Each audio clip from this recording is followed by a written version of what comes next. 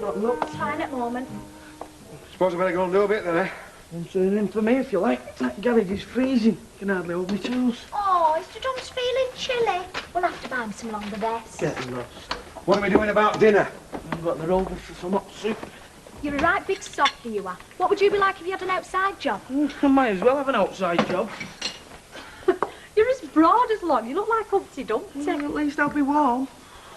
Aren't you, meeting Elaine for lunch, Dad? Oh, yeah. Yeah, we're going to a French restaurant. I'm taking my suit into the yard with me. How long is it since you've seen her? Couple of days.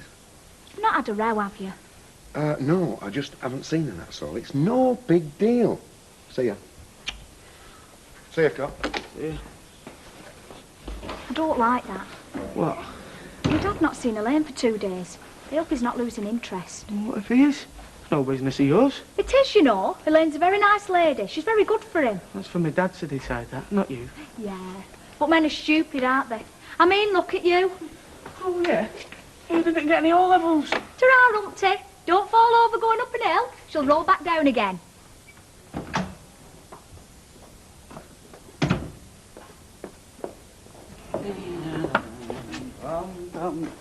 Hilda, what are you doing here, lovey? What's it look like? Yes, but Billy told you that you didn't have to come in until you were feeling more yourself. I mean, that's why I've come in early to do a bit of cleaning up, love. Yes, I know what Billy said, but... Well, tell you the truth, Betty. I'd sooner be in here doing something than sitting moping at home. Yeah, I know what you mean, lovey. Look, I'll put the kettle on. Come through when you've done that. We'll have a nice cup of tea, Oh, dog. no, that'd be nice. Oh, dear. Oh, return. Rover return. Mrs. Turpin speaking. Oh, yes. I think he is, yes. Will you just hang on a minute, love? Billy! Oh. Billy, love! Telephone! Ed. I thought you might still be in bed, you know, like you usually are around. Who is it? The brewery. Good morning. Billy Walker speaking. Oh, right. Oh, good morning, Miss Ridley. Yes, I'm fine, considering. And how are you? Very pleased to hear it. And what can I do for you? Right. Kettle's on. Sit yourself down, lovey. Help yourself to a biscuit. Oh, thank you. You know, you're doing the right thing, love. How do you mean? Well, getting out and about. Oh, yeah. Well, it's so empty, Betty. The house, I mean. I know Stan was never exactly a home bird, but... Well, even when he was out, he was never very far away, was he? No. But now, though... House has gone all quiet. Dead, like. So it misses him and all. Oh, I am sorry, lovey. I'll be out this morning, Betty. Yeah. I've been summoned to the brewery by Dame Sarah Ridley herself. Probably want to tell you what a naughty boy you've been. Something like that. What are you doing here, Hilda? Well, she probably thinks that we won't do a proper job, eh, love? Dead right. A week of Bet and Betty here doing the cleaning, and this place would look dead grotty. Hey, you push off before I give you a thickie as well as Sarah Ridley. Ooh. Yeah. Oh, he's been very good, Billy, hasn't he? You know about Stan. Well, he's not all bad. Well, not quite. Oh, wait, that kettle will be boiling.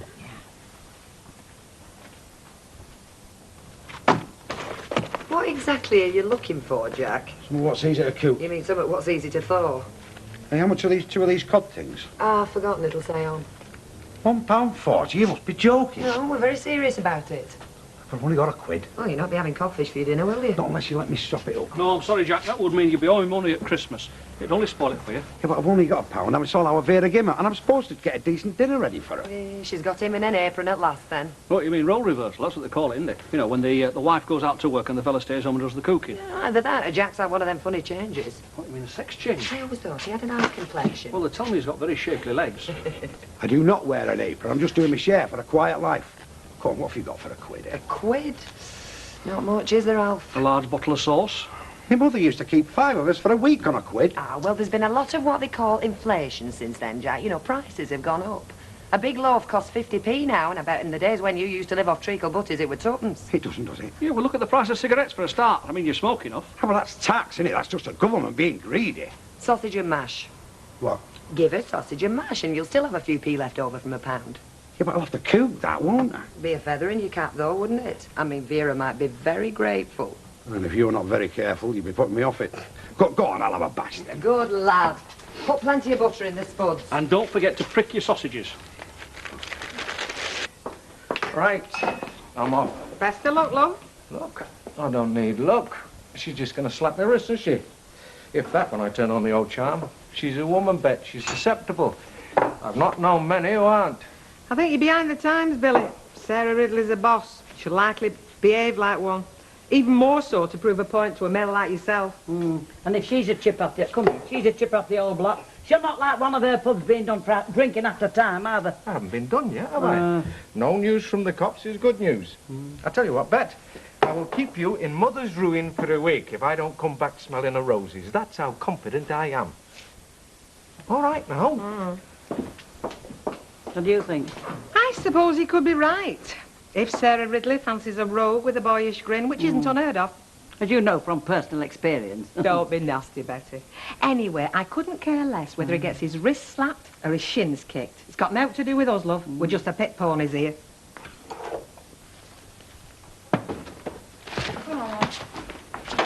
Flaming hellfire, Devon Blast! What's going on? What are you setting fire to the Happy Homestead for, Dad? That flaming cooker, it's too hot! Well, you can't control it, you know. That's what all them knobs are for. Yeah, what were they before you nuked them? Sausages. Oh, yeah. I only took my eye off them for a second, but I've set the table. And what you got in here? Suppose we're going to have sausage and mash. Have you a saint state of them? Oh, hell, what's happened with them? Let's have a look.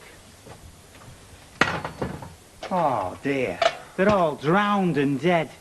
Well, we're not going to get sausage and mash, and that's a fact.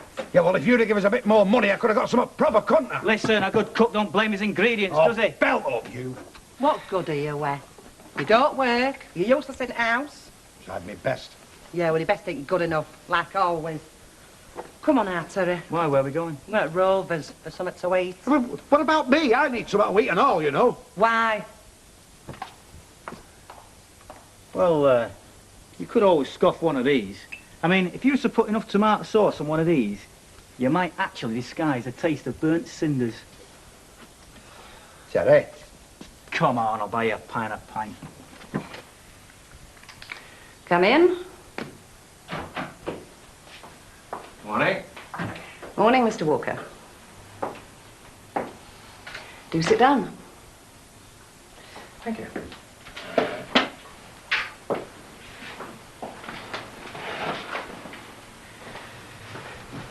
You wanted to see me? Yes. Thank you for coming. My pleasure. How's your mother keeping? No, she's not so bad. Good.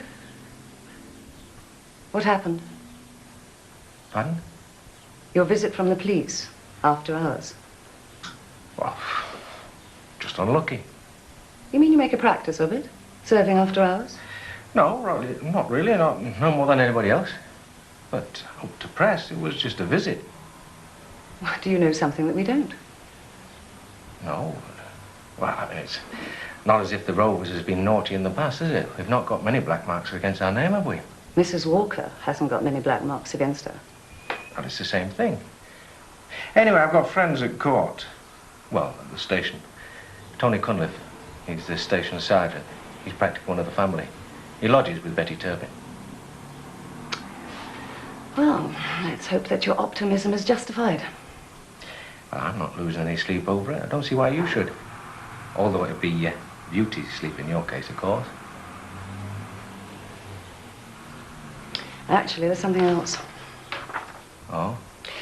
Your spirit sales. They're down, aren't they? Not really, no. People haven't got money for spirits, especially at this time of the year, Christmas. Where have you been buying yours, Mr. Walker? Come again?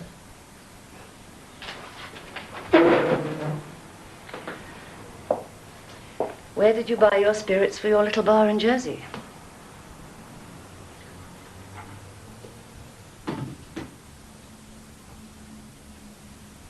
Buying cut price. Instead of from us, as you're supposed to do. Obliged to do as a tenant. I'm simply trying to make a living, Miss Ridley. Aren't we all? Yeah, and some are obviously doing it a bit better than others. Though it's not very easy, you know, trying to make a living out of a little backstreet pub round there. It's not Silicon Valley, you know, more like Death Valley. You wanted the license. Yeah. Perhaps I'm beginning to regret it. Really? Well, perhaps the feeling's mutual, Mr. Walker. Perhaps we both made a mistake. Then why don't we both do something about it? Take the pub back. You try running it. Buy me out.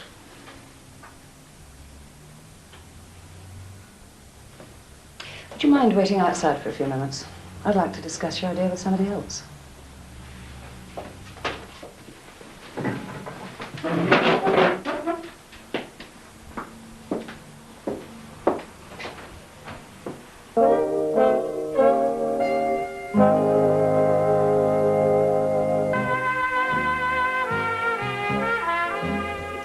Chef special pine peas. I sincerely hope there's some meat in them pies today. You don't look hard enough for it, love.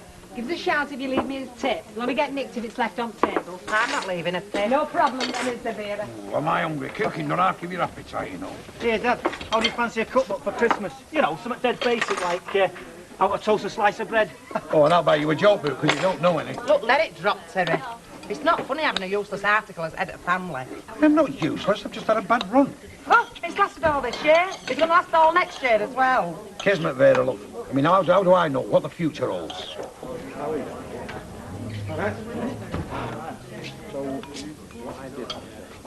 You look as though you're enjoying that. I am. This is my second. What is it? Tomato. Great. Don't have warm me up. Yeah, I tell you what. I'll make you the winter warmer. You can take it in at work with you. What's one of them? Well, you get a smouldering rag and you put it in an old cocoa tin with a lid on, having made an hole in the top first. It's surprising how hot it gets. You can stuff it up your jumper. This is nearly 1985, not the primitive 40s. Yeah, I know. I keep forgetting.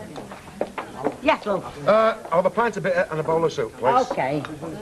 You don't any more soup, dear. I'll see you in a minute. Oh, I used to have an appetite like that. You're going to say it looks as if I still have. Don't it smack your face? Did my lips move? Dad, Yeah. do you really fancy Elaine? I don't think that's the sort of question a lad ought to be asking his dad. Do you? She's all right. Other than that, no comment. Why? Just wondered. See you in a minute. How much have you made this morning, Michael? How much have I lost, you mean? I make a quid, I lose two. It's like walking backwards. Oh, come off it. You must be rolling in it. Nobody to spend it on either. Just think how much pleasure you get out of keeping me in furs and diamonds. I would, except for one thing. What? You look better in that. Pig. Where is the landlord today? Charming a bird out of a tree, he hopes.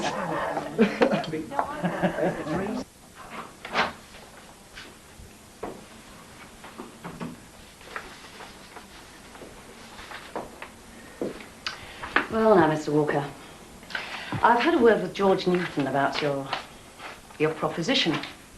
And like me, he thinks it a very good idea. To buy me out? Absolutely. We'll buy the fixtures and fittings as if we were another tenant taking over. I see. You've not had second thoughts, have you? Me? No way. I'll be glad to be out of it. I've had a bellyful. Good. Well, we'll send our value around as soon as possible. I presume you would prefer it was sooner than later. Yep. Good.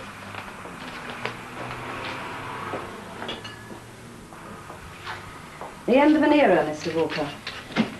You could say that. How long has the family been associated with the Rovers? More than 40 years. I was born there. It's a long time. Too long. Tradition's all very well, but it can smother you at times if you're not careful. Cheers. Cheers. You'll have to send him to cookery classes at night school, Vera. I'll send him to dog zoo before he's much older. That's if they'll have him. What did I want now? Oh, a bag of oven chips. See if you can burn them. Right, girlie, is that the lot? Yeah, I think so. Yeah. Ta. Not dropped a bin lid on your big toe this morning, have you? Eh? Well, you just seem a bit depressed, that's all. No, I'm just bored. I mean, there's not much to do on winter afternoons. Oh, yeah, you finish at dinner times, don't Listen, you? I can find something for you to do very easy. Like what? Clean them windows. It's worth a quid to me. It puffs me out doing them. Yep, and when you've done them, you can go down to my house and do mine. We haven't had a regular window cleaner around here since Dan went. Hey, now there's a thought. You could take over his round. You've got time, and it'd make a bomb. Hey, she's right, you know, you would. Oh, I don't know. It's hard work, is window cleaning. And there's me image. It's not very glamorous, is it, window cleaning? Now, if you've got any brain surgery you want doing... Oh, funny you should ask. I'll be back to do your windows later, Mr. Roberts. Oh, right. OK, mate. Ta-ra, love. Ta-ra. Are you making them chips then, Vera? Eh? Oh, sorry. No, the way you said it, I thought you and my dad must have had a row or something. He's not had a row. Don't think so, anyway. And he's been a bit quiet too. You know, not much to say for himself. Well, he hasn't been out much either. And he's all right last time I saw him, he was fine. Yeah, but that were a few days since, wasn't it? Suppose it was. Or maybe I've got random at stick. He might just be feeling a bit off colour. You know, caught a chill or something. Can we do out for you? I like serve you. Oh, hello, come in. Have you got a minute, Hilda? Never had so much time on my hands. No. Only about your Stan's window cleaning round. What about it? Well, would you be interested in selling it? Oh, I hadn't thought. Why? Well, I might be interested in buying it. You know, Stan's cart and that. I want goodwill. Yeah. You better come through.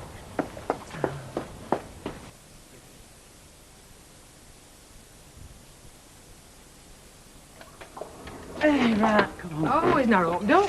Well, I've not back from the brewery yet. I mean, Sarah Ridley's got him locked in the bedroom. Oh, you never know. For God's sake, don't tell Fred if I'm bad with you. You're not kidding. Oh, you there?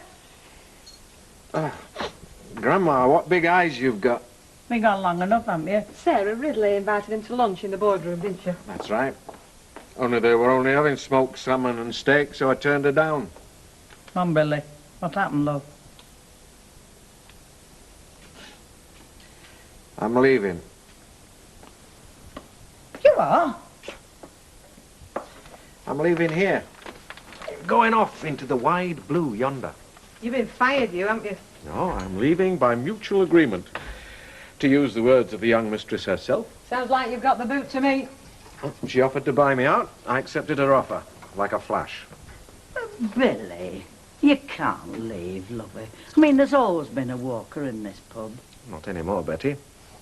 Anyway, there are walkers and walkers. I'm not your genial innkeeper, like my mum and my dad were. Well, not this sort of inn, anyway. Now, something on the Champs-Élysées with 5 stars after its name, and that would be a very different matter. I don't believe it. I mean, I know he's done 1 or 2 daft things just lately, but I thought he was settling down a bit. Here we go again. What do you mean? He goes, who comes? Oh, way, I never thought about that, love. It is very important, Betty, who's putting your harness on. Ask any pit pony. Well, according to Billy, the brewery's our boss now. Oh, aye? And who were there? How do I know? Exactly. Something smells good. Anything smells good after incinerated sausages. Where the hell have you been? The job centre, as a matter of fact. And? For sure.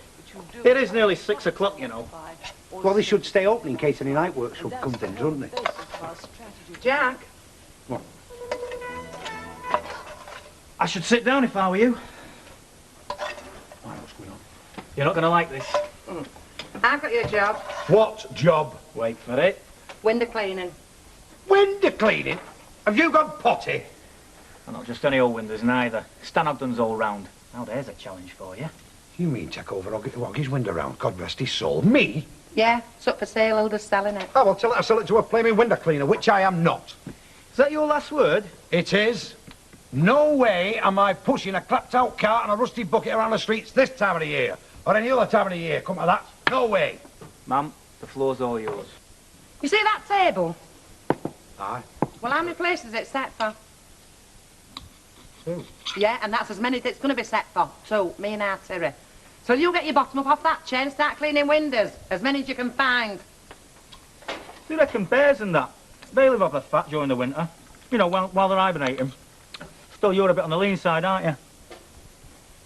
So you're definitely going out then, Kev? Yeah, for the umpteenth time. I'm going out with Terry. Do you want to come or something? You only got the pictures. Nah, I'm going round to Julie's. And you're not going out, are you, Dad? I might go out for a pint, that's all. Yeah, but that'll be later on. About 10. Good. I'll get it. What's wrong with her tonight? Surgery. She's on pins. She's like, ain't she? Very energetic.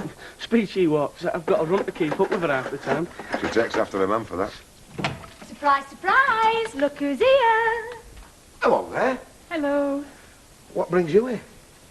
Well, come on then, Kev. We'll be late for pictures. I thought you said you weren't coming. Me? When did I say that?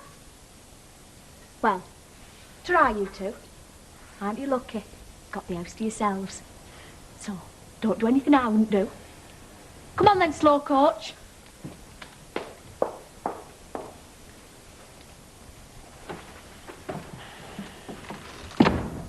You know, I think I've been lured here.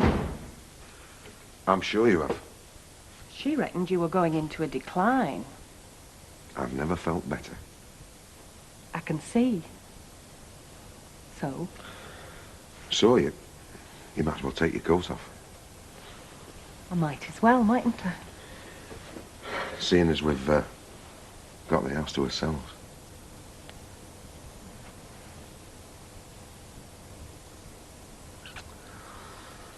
Haven't I got a clever daughter? She's brilliant.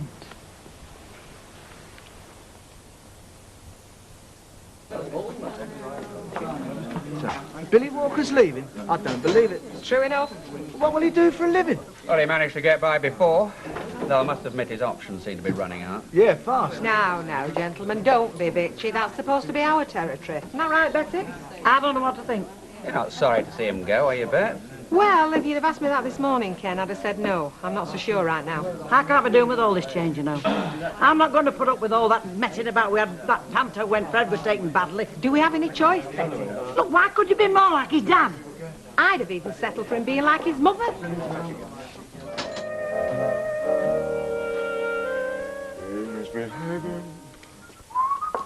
Cheese and pickle and don't forget them. Hey? Your butties. Oh, yeah, Tam. Hey, it's Tam. I wasn't here. I was thinking of stopping in and washing your hair tonight. So? Well, I was just wondering if you had any plans. I mean, if you were thinking of stopping in. Now, don't start off that again. What? You know what? Chuck it me in the lane together. And don't come the little Miss Innocent with me, because it won't wash. You're about as supple as a steam hammer. Well, you didn't mind, though, did you? I didn't have much choice, did I? Talk about being manipulated. Well, how else can you get a bit of privacy round here? Can't blink without them knowing 3 streets away. You can say that again, love. I suppose you could always go away for a few days. Away. Well, it's one way of getting a bit of peace and quiet, isn't it? I'll see you later. Thought you'd gone. Yeah, I should have 10 minutes ago. But I didn't reckon on little Miss Matchmaker here, did I? See ya. You've been going on about him and that Elaine again.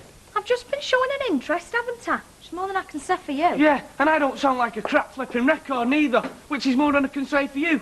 Oh, we ever get out of you these days? Oh, flaming marvellous Elaine is, Elaine this, Elaine that. What have you got against her, Kevin? I've not got nothing against her. I just happened to think we was getting along okay before she turned up. We don't need no Elaine pride in our lives tar very much. I reckon that's for me dad to decide, don't you? Oh, come on, Vera, just a couple of quid.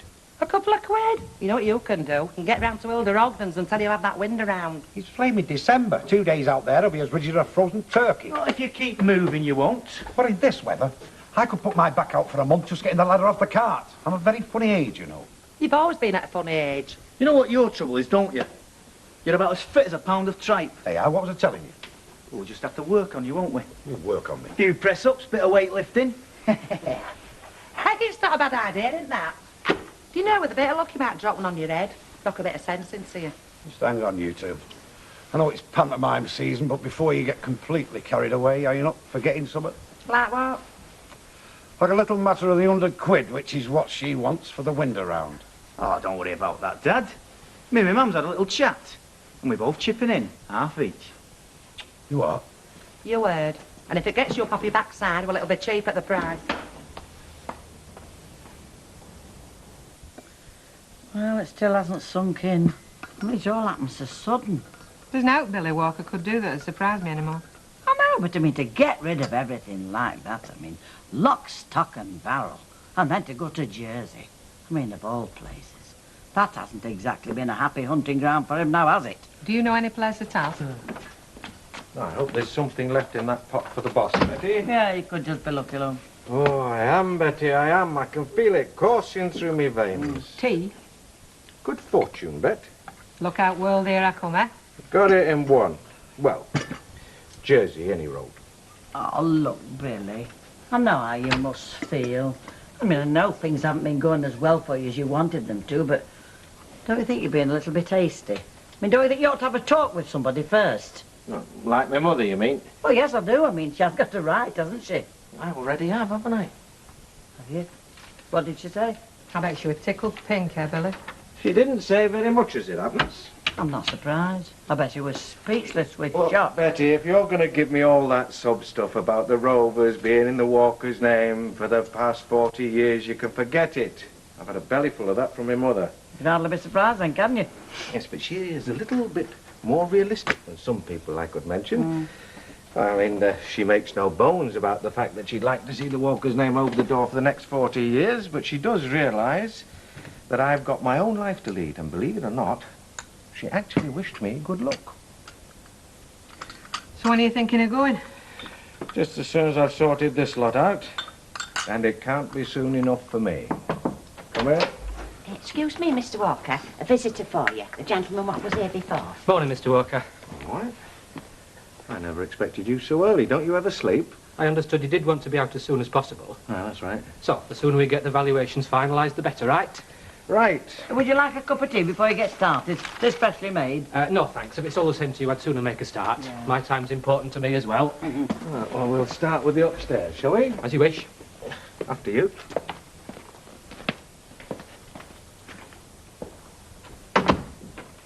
So, you didn't manage to get him to change his mind then? Hey, Hilda. There's more chance of getting struck by lightning. You can't get out of this place fast enough. Well, I just hope he finds what he's looking for this time. Because there's one thing for sure. He'll not be able to come running back to this place no more, will he? He got up people's noses, didn't he? I mean, run so altogether to run a place like the Rovers. Oh, yeah? What sort should be running the Rovers, then? Well, Pally. I mean, gets on with folk like. Oh, somebody more like you mean? Well, I'd show my customers a damn sight more respect than Billy Walker ever did, I'll tell you. Suffer damn sight more beer than your customers and all. God, just think what Newton and Ridley have been missing all these years. Hey, I'd have a flaming sight better idea than that Billy Walker. Well, don't tell us, tell them. You just think your very own pub, eh? Answer to a fella's prayers, that could be. You speak for yourself, mate. I'm doing, Alf. See you. Ta-ra, Jack. Oh, can you imagine walking in the Rovers and seeing Jack Duckworth grinning at you from behind the bar? Oh, I don't think he was reckoning on opening to customers.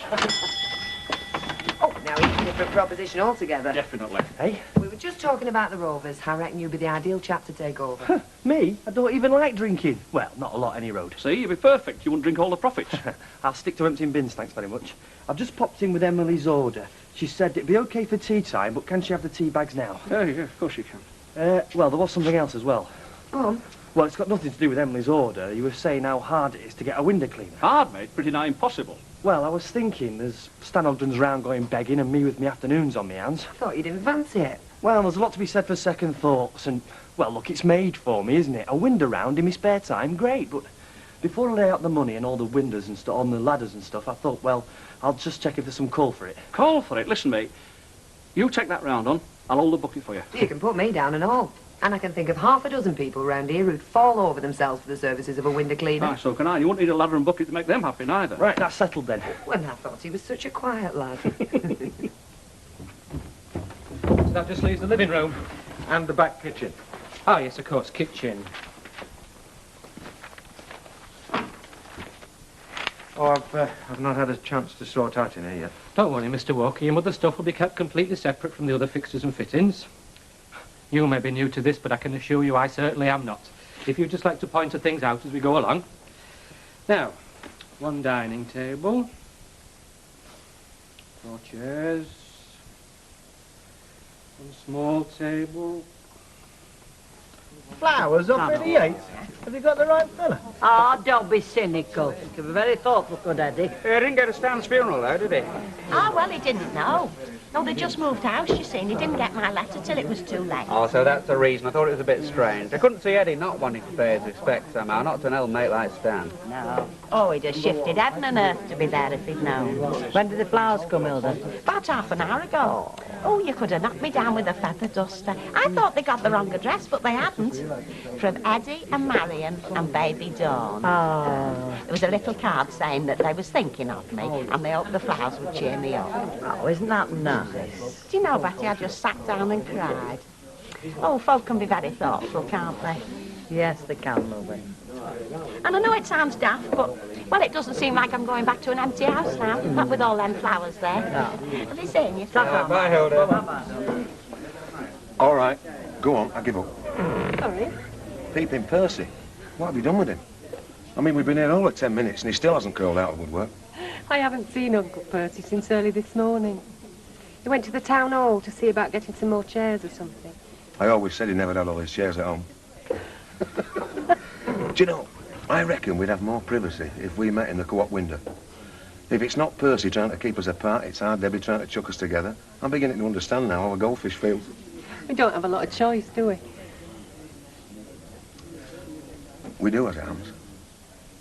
I'm not with you. Well, we could go away for a couple of days together. I'm sorry. I said something wrong. I'm a bit surprised, that's all. What, that I suggested we might go away together? But you took so long to get round to it. Curly was? Yeah, he said if Stan's window round was going begging, he'd definitely be interested. Only I did say I'd give you first refusal. Thanks very much, Hilda, but you can tell Curly he can have it, and good luck to the lad. Oh, no, you won't. You'll do no such thing. What does Curly want with a window round? Well, make a few extra bob, he said. What, and deprive my husband of a living? Oh, you're definitely having it then? So sure we are. And you can shut your trap. 100 quid, we said. Luke, I don't want to see them ladders stuck in your backyard till they rot, you know. They won't be in that yard long enough to gather dust. Right, 100 quid, we said.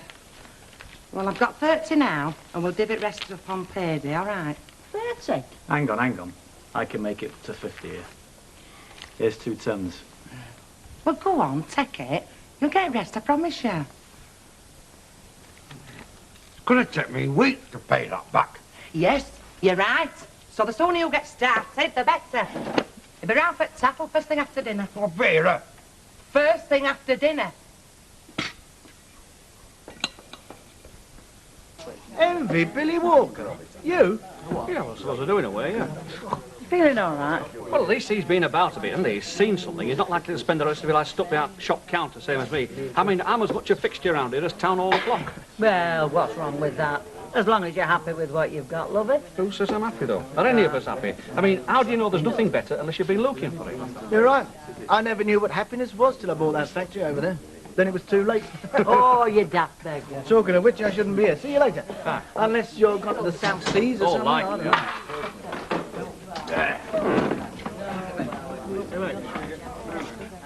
don't know. Hello. Everything all right? Why shouldn't it be? Well, I was just sort of, wondering. Wondering what?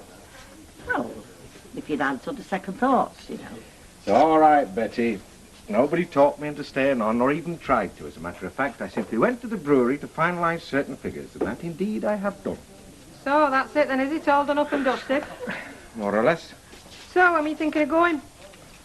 Well, give or take half an hour in about 4 hours' time. Today? Well, there's nothing left to keep me here, is there?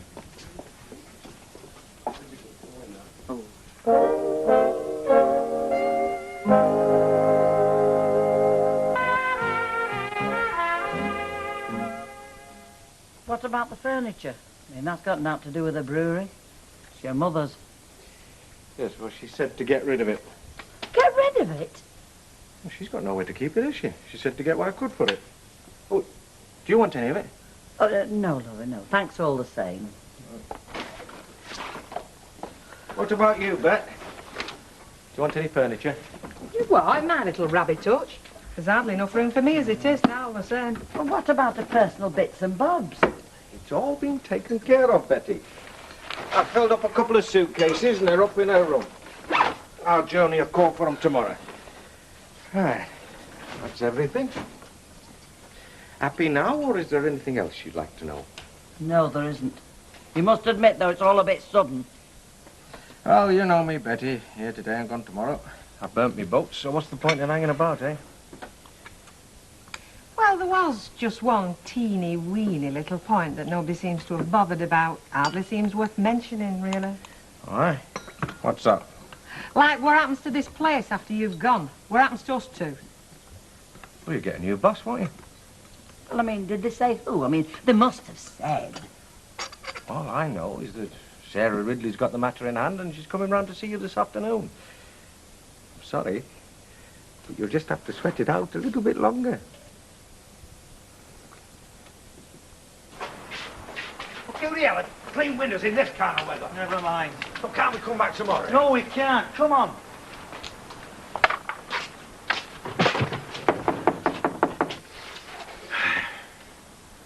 She's not in. Come on. Hang on, hang on.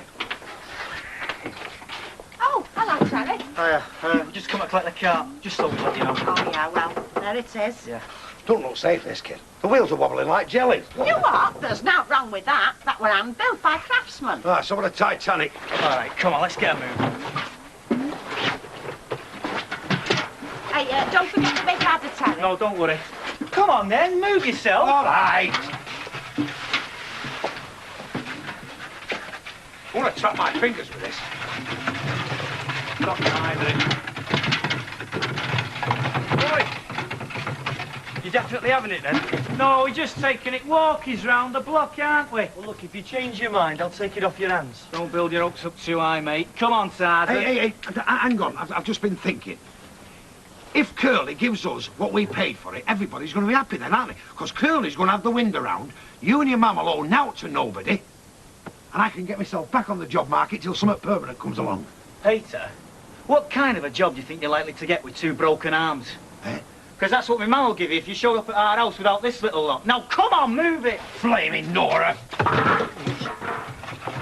You will take good care of it, won't you? We'll treat it like a baby, Mrs. Oak. Wow. You don't let the grass grow under your feet, do you? I'll say that for you. Well, I never did I? You should know that better than anyone. Yeah, I know, but tonight, I mean, that's pushing it a bit even for you, isn't it? Well, everything's sorted out. I've finished everything up with the brewery, so there's no point hanging about, is there? Well, when you put it like that. All the best, any road, Billy. I mean that. I hope things work out for you this time. They will. You got something lined up already, have you? Not yet, no, but some will turn up. Well, you sound confident enough, anyway. I've got to be, haven't I? The alternative don't bear thinking about. Well, I'll be thinking about you anyway. Not half as much as I'll be thinking about you. 2 crispy rolls, did you say? If that's your best offer. It's my only offer. Is that you, Dad?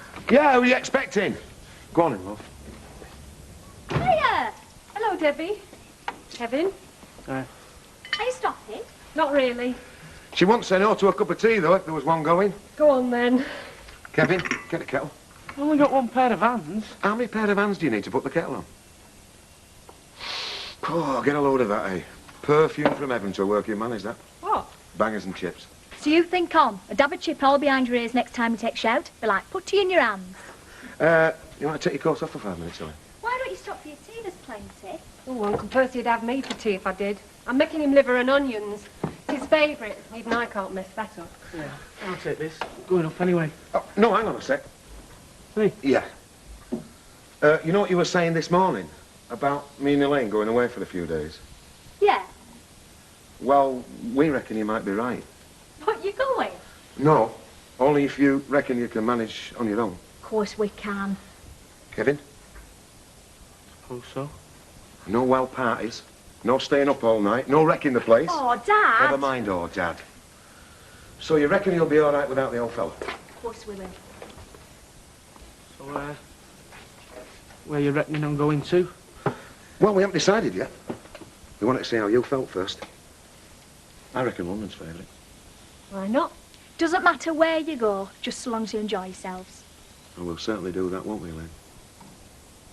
Yeah, look. Thank you, Bessie. So you still don't know who's coming then? We haven't a clue. Not till we've seen Sarah Ridley. But then again, you don't expect us to, do you? We only work here, don't we? Hey, Billy, we've not heard from her yet, you know. She'll be in touch, I promise. Stop worrying. But I do worry. When you go through that door, it's me and Bet against the rest of the world, isn't it? You can make it. Off then. Yeah, that's right. I'll still take that Merc off your hands if you like. 500 in ready. You know what you can do, don't you? Anyway, good luck, Billy. Place won't be the same without you. Darling. Ah, that's true. You watch it, Lynch. Same goes to me, Billy. All the best. Ta-ra, mate.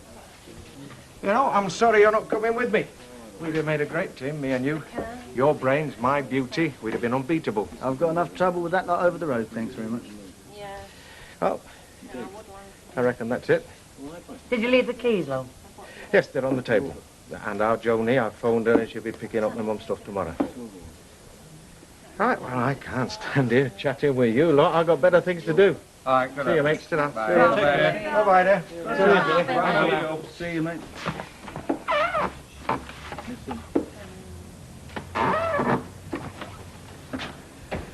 Well, I'll give him 6 months.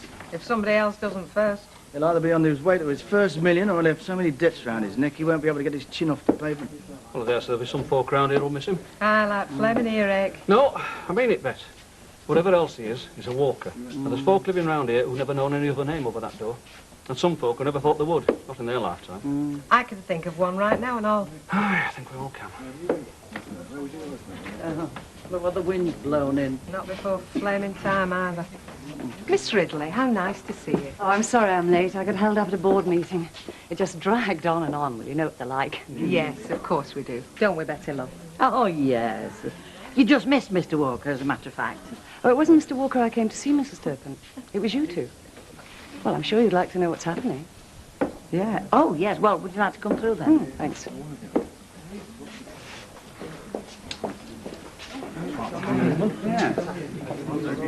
Why can't you look on bright side for a change? Because there isn't any bright side. Not unless somebody nicks me ladder. Doesn't it mean anything to you? What? Being your own boss, having a few quid in your pocket. Eh? There must be close on 200 houses down there. Eh? And that's just for starters. You'll be quids in, mate. 4 an hour, quid a time, 8 hours a day. Hey, I'm not blaming Superman, you know. Yeah, we have noticed. That's 32 quid a day. You'll be pulling well over 150 quid a week, mate. And what about all them that are not in? And all them that crack on they're not in? And all them that want it on tick? So saying that at a time I can't get halfway up my flaming ladder because I'm frozen to death. Look, you'll still be pulling 100 quid a week, won't you? Yeah, well, I don't know about you, kid, but I think this calls for a celebration. Get a couple of candles out there. Celebration? What the hell have I got to celebrate? Not you. Me and Aunt Sarah. We've got you uppers back, haven't we? If it ain't worth putting flags out, I don't know what it is. Cheers. Cheers, love. So, until we can get something more permanent sorted out, that'll be the situation. And thanks again. We know that we can rely on you and Miss Lynch to give them your total support.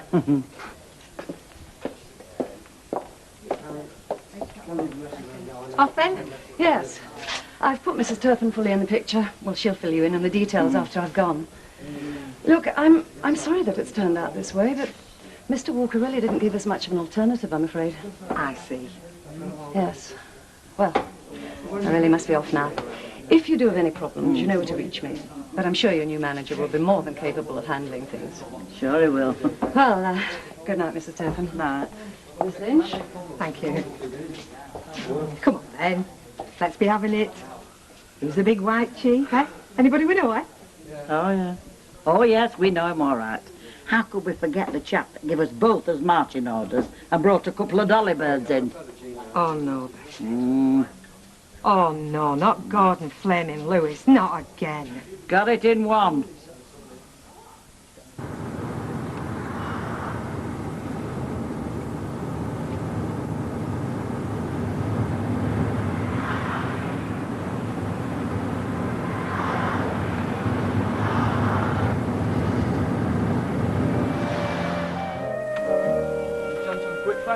You know where the frying pan is? I didn't think it would be. Any tea in the pot?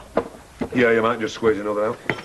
I suppose that's one of my shirts you're hanging, neither. No, it's my dad's. How come he's getting all the preferential treatment all of a sudden? He's going to London, isn't he? You're not. So? I still need shirts, don't I? Can't go out naked, can I? It doesn't matter what you look like, but I can't have my dad showing himself up, especially when he's with Elaine. If you want to show himself up, a clean shirt won't stop him. Hey, hey! Will you two stop talking about me as if I wasn't here? It's our Kevin, he gets me dead irritated. Yes, he's pathetic. You know, I'm beginning to have second thoughts about going on this trip to London. I'm not sure as you two are fit to be left on, you know. See what you've done now? Me? Why is it me? I'll get it. You'll be all right, Dad, honest. I'll see how Kevin behaves himself. Oh, yeah. And who's going to see if you behave yourself? Huh? Oh, I'm glad I caught you before you went to work. Well, what's up? Is there something wrong? Not really. I'm just going into Manchester. I've got some shopping to do anyway, so I thought I'd go up to Piccadilly and reserve us a couple of seats for the train. Good idea. Tell him you don't want to find yourself sitting next to Jimmy Savile. Oh. But the main reason I've called round is to tell you to watch out for Uncle Percy. Why? Have I done something wrong? No, but he's been pulling his face ever since I told him about our London trip. Well, it's got nothing to do with him, really, has it? No, but you know what he's like. And I don't want to fall out with him, Bill. Hope you won't know. I'll do my best. Might not be easy. Are you coming down these stairs? Or do I have to come up there and drag you down? Do you know, if he were a cat, I'd have had him put down years ago. We can hear you shouting right up the flaming street, you know. What's that funny smell? I've made some bacon sarnies. You've what? Well, I didn't recognise it. It's years since you made us a decent breakfast. Come on, trot on out then. Here, I've wrapped them up. They're for eating later on in the morning, you know, when you get a break. Oh, give over, woman. No, you give over. You want to get out there and get on the job. Start as you mean to, go on, make a go of it. Look, see, Aunt Terry's drawn you a map. A map? I'm supposed to be cleaning flaming windows, not trailing Captain Scott to the flipping North Pole. It shows you all the streets where Stan Ogden had his round. I knew it's cold enough out there this morning for Captain Scott. Are you listening? There's going to be wintry showers, you know. I heard it on the weather forecast. Look, listen to Aunt Terry, will you?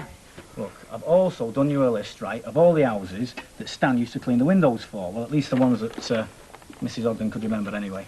Yeah, but you don't only want to do them, you know. You want to call in every house. You know, ask if they're wanting the windows doing. You two know so much about it. Why don't you get out and do it? It should be you that having the flaming cold, not me. We've got jobs to go to, haven't we? And so have you now. So get on with it. Oh, I'm going to be late if I don't shift. Yeah, me and all. Right. See you, man. Hey, you do know you're on an incentive scheme, don't you? How do you mean?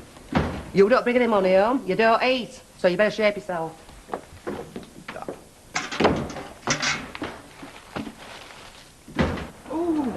Fleeing cold out there.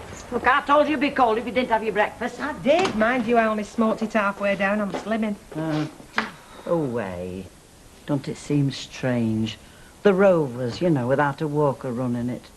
Oh, I felt quite a pang when I saw Billy go through that door for the last time. Well, if you felt a pang, how do you think his mum felt? I bet she... Hey, what was that? What? I thought I heard something. Don't be so daft. We're the only ones here. We're not, you know. Oh, blimey, Hilda, you give us the right turn. What are you doing in so soon? Oh, well, I thought I'd best put in a special effort. You should have seen that room of Billy Walker's. It was a right tip. I couldn't have it looking like that for when Mr. Lewis come. Hey, Hilda, you're not going to start creeping round this fella, are you? I shall just do my usual job. And he'll see that whatever else is wrong with this place, it's not the cleaning. Well, I'll tell you this. You make a big effort for Gordon Lewis, he'll only take advantage. Oh, I quite like him. Well, I got on very well with him when he was relief manager before.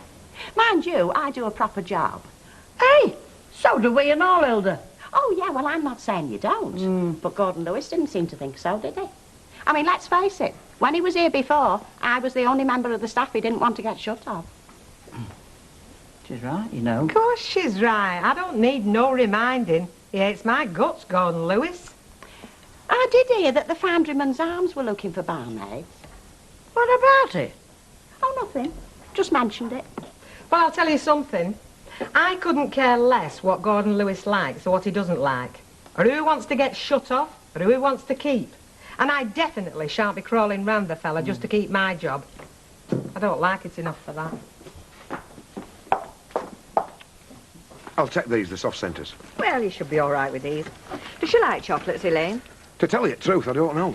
Well, chance it. At least you'll be finding something out. Well, it'll be something to nibble on the train, won't it? Makes a change from crisps. Yeah. Well, enjoy yourselves. Hey, and don't forget, keep out of them Soho strip clubs. Ta-da. Ta-ra. What was all that about? Oh, it was just buying some chocolates for Elaine. Percy Sugden's niece. Yeah, but something about going off on a train, was it? Yeah, they're having one of them short break things in London. Well, What's up? well, I mean, they hardly know each other, do they? That's Elaine. She's only been up here a week or two. What about it? Well, it seems strange to me. I mean, they've hardly met each other, and here they are going away together. Well, some people don't hang about, you know. They just get on with it. Not like you and Derek. I mean, it was 3 years before you started holding hands, weren't it? There's no need to reduce everything to an animal level, Rita. Morning. Hello. How have you been keeping? Fine, thanks. I've not come in to buy anything. I just come to see how you were. And I wanted to ask you if you're doing anything tomorrow night. Well, it's a bit awkward, you know, Tony. I don't see why. It don't seem awkward to me. Well, it does to me. It's a bit difficult for me, the way things are. Well, I'm telling you now, I'm not going to stop asking. Ta-da! Ta-ra. You accuse me of dragging my feet. What about you? Well, you know why. You know how Bet feels about him. Bet, stick a pint in it all. Right, love. If you ever want a favour doing down the cellar, all you got to do is ask. What sort of favour did you have in mind, Jack?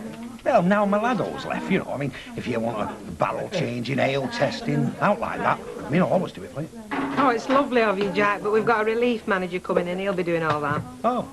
Well, you want the window cleaning? I'll do the insides, done for £1. Oh, it'll be down to the new boss, that. Any expense. Just ask him. Don't call him a boss, Betty. He's only a temp, innit? You hope. Hello. You idle swine. You what? I've got to have a dinner break. My first pint, I've only just come in. You've not been working. You've not cleaned one single window, have you? Of course I have. Don't lie. I've just been home. Your bucket were in the house. And the chamois. I've just took them in. I can't leave them on cart, can I? They get pinched. You lying hound. Look! The chamois as dry as a bone. Frozen stiff. That's what it is. It's that cold out there, love. And look at the bucket. It's not had water in it since I bought it. Whoa. There's dust inside. Yeah, well, I've been sorting out the car, oiling the wheels, like. Your guts. That's what you've been oiling. Well, this is the finish. What do you mean? You're coming out of here right this minute. You're coming home with me. You're going to get your tackle and you're going to start working. Look, but hang on. We'll discuss this over a drink, eh? What are you having, lovey? You're coming right now. As if you don't. I'm going to give you a good lever in with this bucket. Right here. Right now. You'll be the laughing stock of Weatherfield. No, Vera. Get home.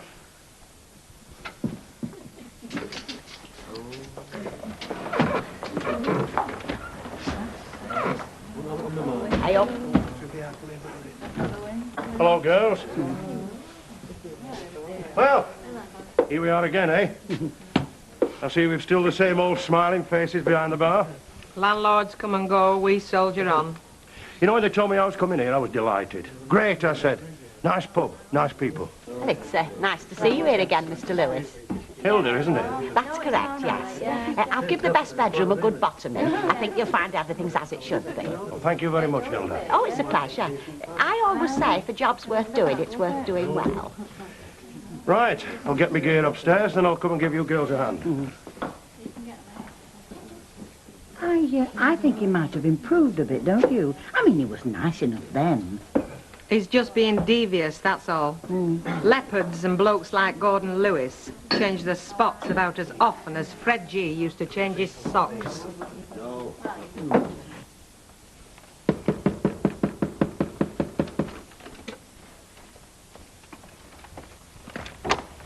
Oh, come in. I expect you can guess why I'm here. Well, I'm not one for guessing games, Mr. Sugden, so if you've got something to say, you better say it. Right, I will. Only you'll not have to mind me eating my dinner. I've got to rush out and finish a job. It's about you and our Elaine, and I say our Elaine because I'm the only family she's got. Yeah, I know. She told me. Yes. Well, I'll not mince words. I don't approve of her going on this jaunt to London. She knows it because I've told her. Yeah, she told me that, I know. Not a chip. No, thank you, I don't. I suppose she thinks I'm old-fashioned. Well, maybe I am, but there's no wrong in that, in my opinion. Just what is it that's bothering you? Well, it's obvious, isn't it? I'm worried about what her father would be worried about if he were still here and in a position to worry. Yeah, but she's not a teenager. She must be 30-odd. Age has got nothing to do with it. She's a woman, she's got a lot to lose. Now, I'm not going to ask you what the hotel arrangements are, because I've got an idea the answer would upset me. So I'll just say this. You mind how you treat her. Percy, you don't have to say this. I'm not going to do anything to her, Elaine. I happen to be very fond of her. You do? Yes. I see. Well, I've said what I come to say.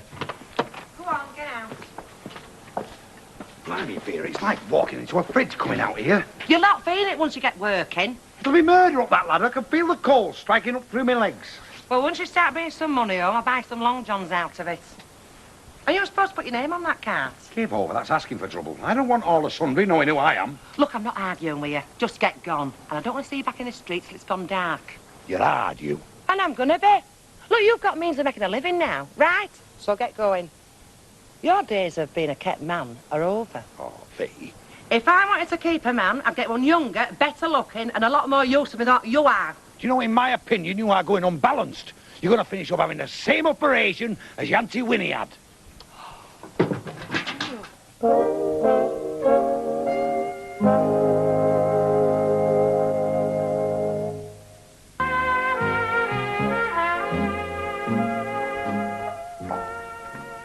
Sit yourself down, Bet. You'll be ready for a cup of tea. All right. Nice to get that door shut, isn't it? Mm-hmm. Even when the whole madhouse has to start again in a couple of hours. Oh. Oh, nice homely little pub, this. When I walked in this dinner, I felt that right away. Mm-hmm. Is that right? Which is, I think I should say this, a tribute to the bar staff. As they set the tone in a pub. There's no disputing that. Did Newton and Ridley say how long you'd be here? They didn't. As and when the need arises, they point me or somebody like me in the direction of the task and say, go. It's hard to say how long you'll be stopping then. I suppose it depends on who the brewery are putting in. Grand little pub, this, for the right man, you know. You know, Billy Walker was a fool to himself. He started off with a fund of goodwill, you know, from Sarah Ridley, and blew it all away in a few months. Well, I warned him several times. I mean, for his own sake. Aye. So many a man would give his right arm for a pub like this. Well, I'd best make a start on them dirty glasses. We'll need them again for opening time. No, you're all right, Bet. I'll do them. You get off. Have a break before the evening. Oh. Right, I will. See you later. Okay, lovely. Heart of gold, that one. Underneath. Not easy to tell at first. Have some more tea, Betty. Yeah, go on then. You know, I must say this, Betty, those sandwiches you make, they're excellent. Oh. No wonder the lunchtime trade's so good. And that soup of yours is marvellous. Especially on a day like this. Yeah.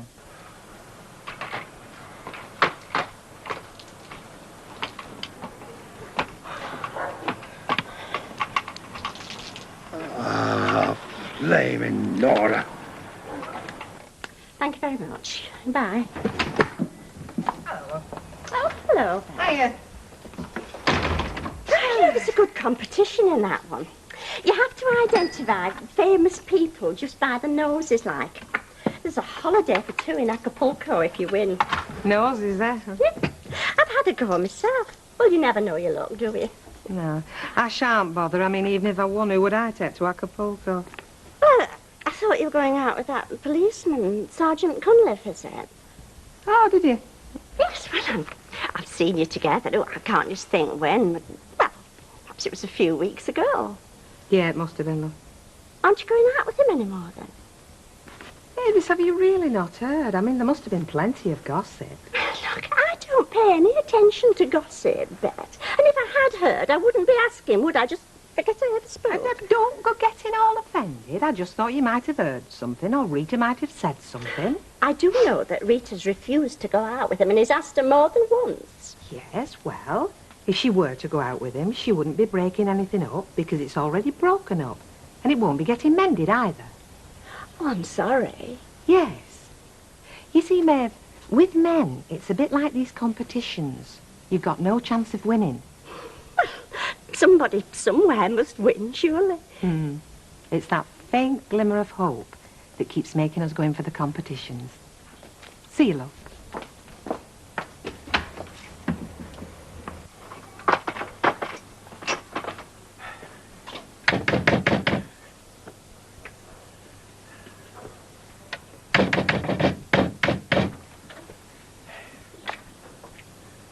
windows doing, missus? No, I don't. I've already got a window cleaner. I was only asking. You'll have to knock a hell of a lot louder than that. What do you mean? She died last week.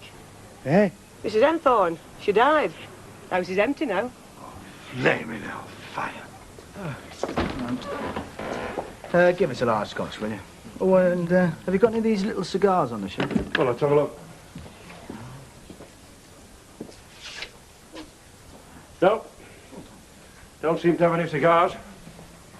Well, I've asked often enough. I've asked that Billy Walker once. I asked him 10 times. Always got the same reply. Have 'em tomorrow. He was a fool to himself, was Billy Walker. He never had any sense. Oh, I hope he wasn't a friend of yours. You've got to be joking. You're having a drink with us, Uncle Percy, before we set off. And you can give us a smile and all. When there's something to smile at, I will do. Pint, Percy? Half, please. Gin and tonic, please, Bill. Right. Pint and half of it and a gin and tonic. You should stop sulking, Uncle Percy. Remember what it says on that calendar you've got on the back of the toilet door? It takes 47 muscles to frown and only 15 to smile. Why waste the energy? The devil can quote scriptures for his own purposes. I wish I knew what you had against this holiday. Nothing, as such. It's your company. What have you got against Bill? Nothing. In his place, he's not a bad bloke in his own way. Hey, what's all this in his place business? You're a sophisticated woman. You've travelled. You've rubbed shoulders with the upper crust. He's the sort of fella to eat fish and chips out of the paper. You're just being silly. I like him a lot, you know. And I'm pretty sure he feels the same way about me. Well, he would do, wouldn't it? You're an attractive young woman. You're right out of his class. Oh, no, we did have one thing in common, me and Billy Walker. We both gave the same bloke his cards. Cheers. Different times, of course, you know. Could be a little gold mine, this pub, you know, handled right. Well, my girls spend enough money in here. At least they used to. Don't seem to come in as much as they did. All it needs is the right landlord. Well, it's about time Newton and Ridley pulled their fingers out and found him, isn't it? Between you and me, Squire, I think they have. I told him straight. I said it's either work or staff, same as in Russia, so you can please yourself. By the way, brought some pork chops on. Oh. 3, yeah. Hey, they look nice. Oh, I up. Let me near that fire. I've just been talking about you. 8 actors brought some lovely chops home. One for each of us. Only if you've been skiving. It's one for him, one for me, and yours goes in dustbin. Oh, give it a rest while I'm frozen to death. Hey, if this is all play acting and you've been boozing in Legion all afternoon. Come here, feel that. Swine, get off! Right, now you know how cold I feel. A terrible day. It's been murder. Well, it's only because you've not done it before. It's called work. I have been flogging my guts out up and down that ladder till I am jiggered. I even got threatened to be violent by another window cleaner. And I had a fight with a cocker spaniel. Well, every job has its snags. I mean, I don't like my job, do I? It's the cold. It's cold where I work and all. I'm in and out of them freezing containers all morning. No, it's the wind. I mean, when you get up that ladder, it cuts through you like a knife. All right, all right. How much have you made? Oh, take a look for yourself. It's in my pocket. Can't be so much. Not let me near it.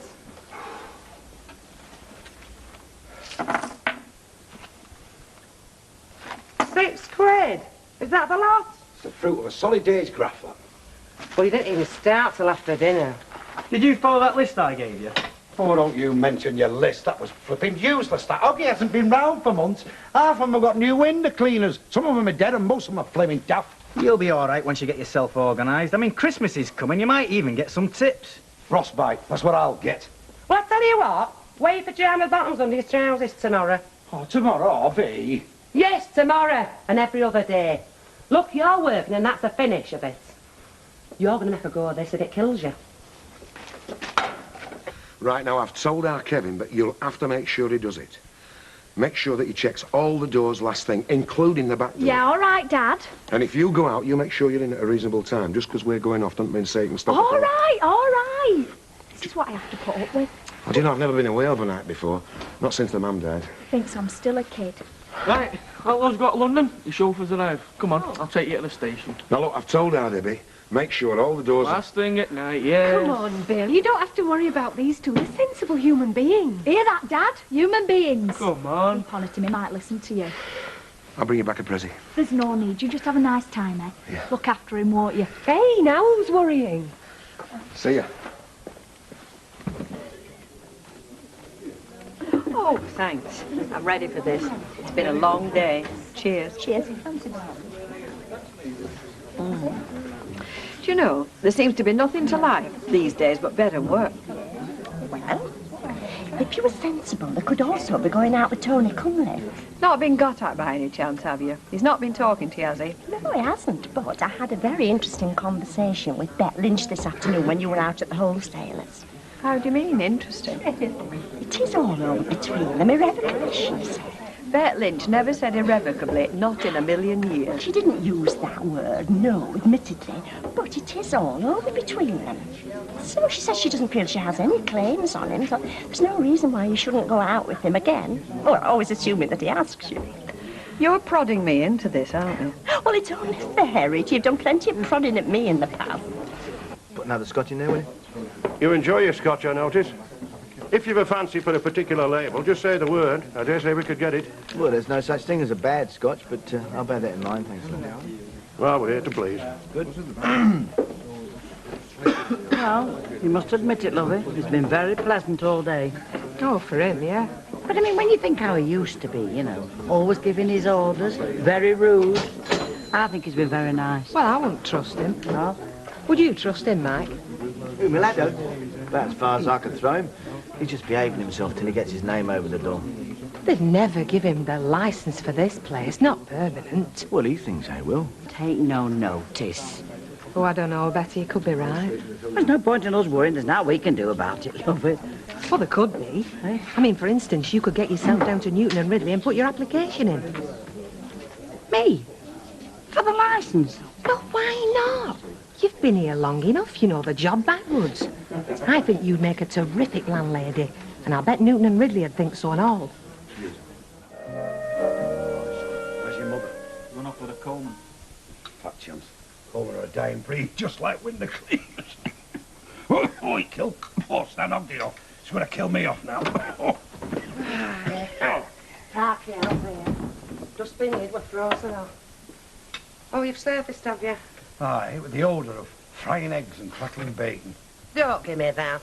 Put the clock on 2 hours. You thought the course was clear, didn't you? I've got my own internal clock, right? Oh, is that what it is? I always thought it was wind.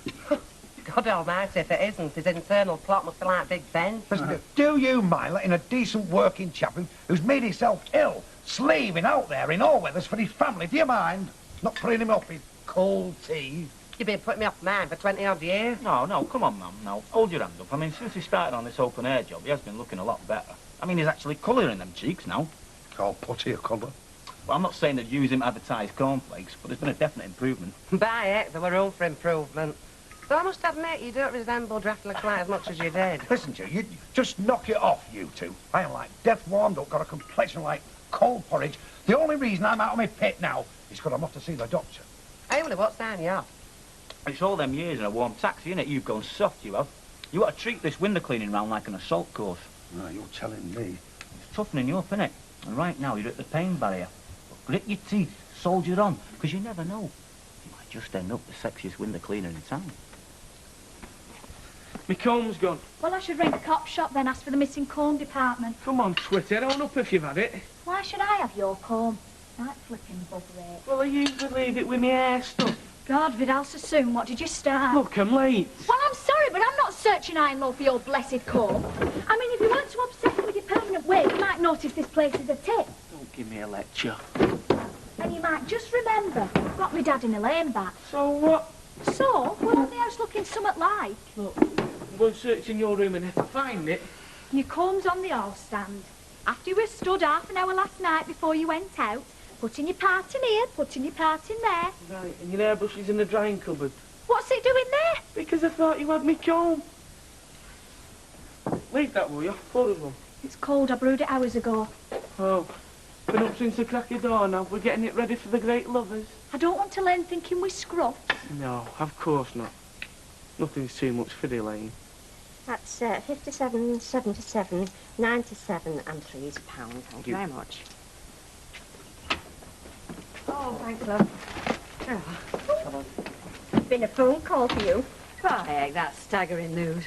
Talk about a rugby scrum. I don't know how I do it down at that cash and carry. I should be playing for Wigan. Do you know, Christmas wrapping paper's like gold. Well, don't you want to know who it is? When I get my breath back. Well, it was a man. Well, that narrows it down. In fact, it was Tony Cunliffe. You don't say. I think he was fishing to see if you were free over Christmas. I didn't commit, you like. Thank you. No, but I mean, I'll be spending most of the time with Emily. Well, I thought I was included. Well, yes. Yes, you are, but I mean, after a certain point, you seem to get...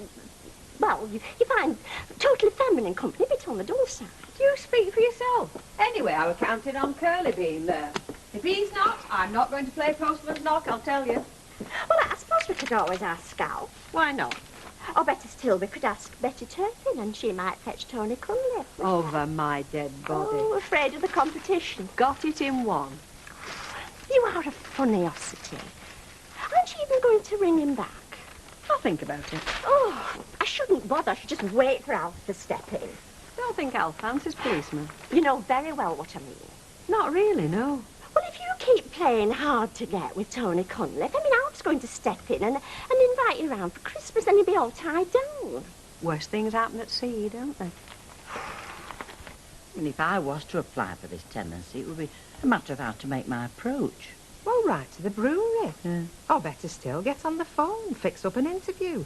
Take Sarah Ridley one of your sponge cakes. I was wondering if the right thing would be to have a little word with Mr. Lewis, you know, in the first place. Are you kidding? He's a rival. He'd just string you along. Oh, I don't know. He's been very straight with us since he took over. Elizabeth, my child. He's just being crafty, for Pete's sake. A bit of the old flannel. Get the staff on his side, then when it's all sewn up, on with the jackboots, out with the whip. Oh, it wouldn't be too bad. They said that about Captain Bligh. Hey up. Sorry I wasn't here for opening time, ladies. Coping, I hope. Not straining yourselves. Oh, it's been panic stations. The moment we realised that you weren't here to hold our hands, well, we just felt a bit. Oh, dear, dear, I didn't know you were such nervous types. No, it happened I had a call from old George, you know, Mr. Newton. Oh, I have a good did you have a good meeting?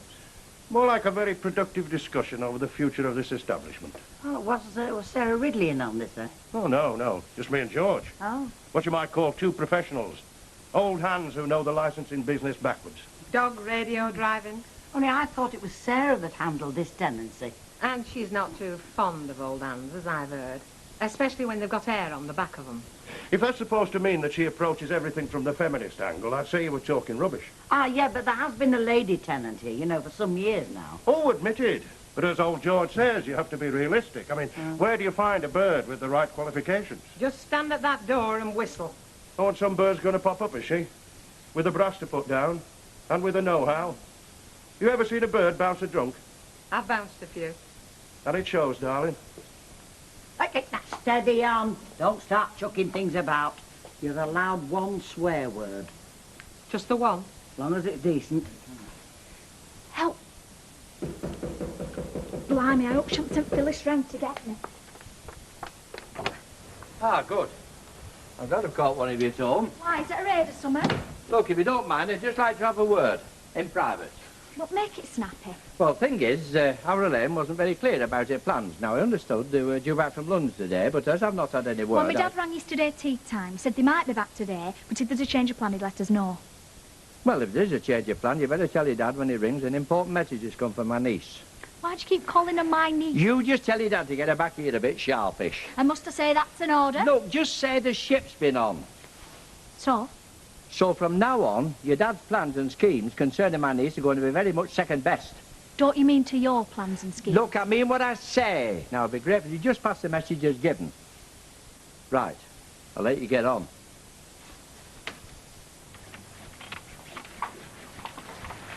Oh, Bayek.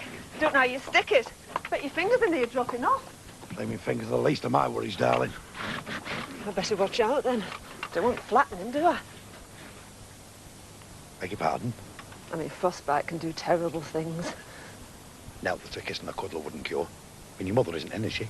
You watch you don't fall off that ladder, you cheeky devil. Hey, when I finish these out, I could come and do the inside on a discount. Oh, yeah.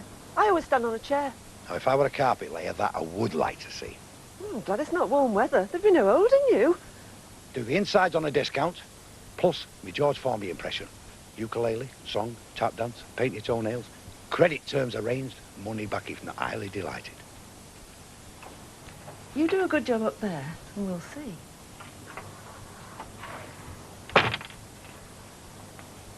No danger. If you could see what I could see when I'm cleaning windows. Gordon, there's a rep wants a word. Gordon, we're out now. Getting those redundancy papers ready, I reckon. Have a fag, Miss Lynch, while we discuss your future.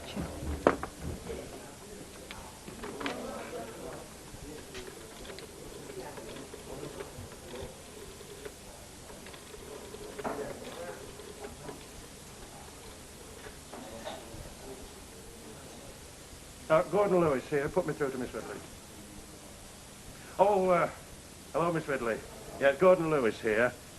George Newton tells me that you're handling the applications for the Rover's return.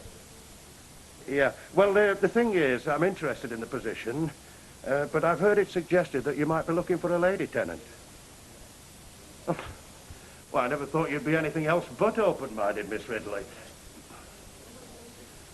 I'm very sorry if I'm keeping you from your lunch. Yes, sure. Of course I'll submit my application for processing. Yes, sure.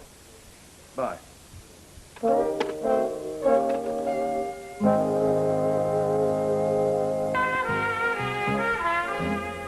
mean, he doesn't get all that much time, he doesn't, Tony. I do most of his shopping. I just think it's a pity he doesn't pop round, you know, instead of phoning, because it did seem very suitable, and I think the time's sort of right. Yes, well, Lee said about that the day. I mean, it's a very thorny topic in this neck of the woods. See what I mean? Yes, I didn't mean to embarrass you. I mean, if you could just hint, though, that a visit might pay dividends. Can I quote you? Oh, my goodness, I mean, I don't know about that. I mean, I don't want it to get out. Oi, my mate, don't rush off after closing, I've got news. Oh, right. Excuse me, Mabel. How are you keeping, Mrs. Ogden? Things getting back to normal, I hope. Oh, yes, I'm doing quite nicely, thank you. Quite a catch, that gentleman lodger of Betty's, you know, if you don't mind me saying. Only I couldn't help overhearing. Although, mind you, I'd watch my step, because from what I heard, you're not the only one setting your cap at him. Now, Mr. Baldwin, glad to see you. What'll it be? Large scotch, please, China. You know, I reckon I shouldn't say this, but it does surprise me a bit, you coming in here as often as you do. Said in one word, convenience. And I don't mean the gents either. Actually, once I get my permanent posting, so to speak, I have plans to make this place a bit more attractive to the slightly more upmarket client. I know, don't tell me. We're going to get free cheesy crisps. Well, I'll certainly be looking into that. But one thing I can definitely promise, and that's a few staff changes. Well, you talking about topless barmaids? I'll tell you what, you get topless barmaids in here, and I'll have the whole chamber of trade round here every dinner time. No, I'm not saying I can go that far. But you can expect something a bit more on the young and lively side, I'll tell you.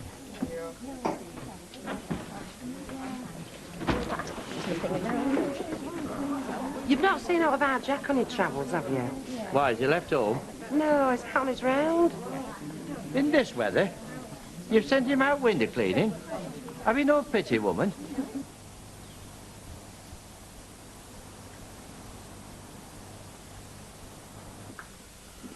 Hey! Run the flag up the place is like a new pin. Nobody at home? Oh. Welcome back. Team popped, sucked all the hard stuff. Gas meter needs feeding. Kevin's been nicked, but he's pleading insanity. Right, that's it. First train back to London. P.S. Beware of the Percy. Oh, God, I should have phoned him. I better get over there with me presses. You're not going anywhere. You're waiting for your orders. I ought to show my face. I mean, if you'd seen the taxi.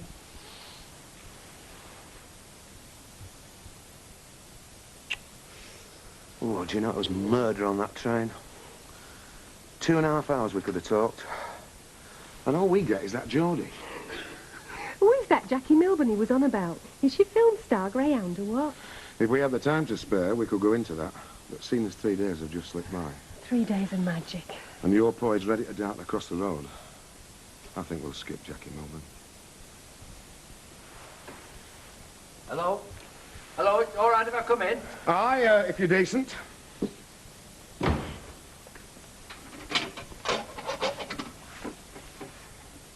Now, before you start telling me off, I was just on my way across. Hey, you're not going anywhere till Percy here pays the ransom.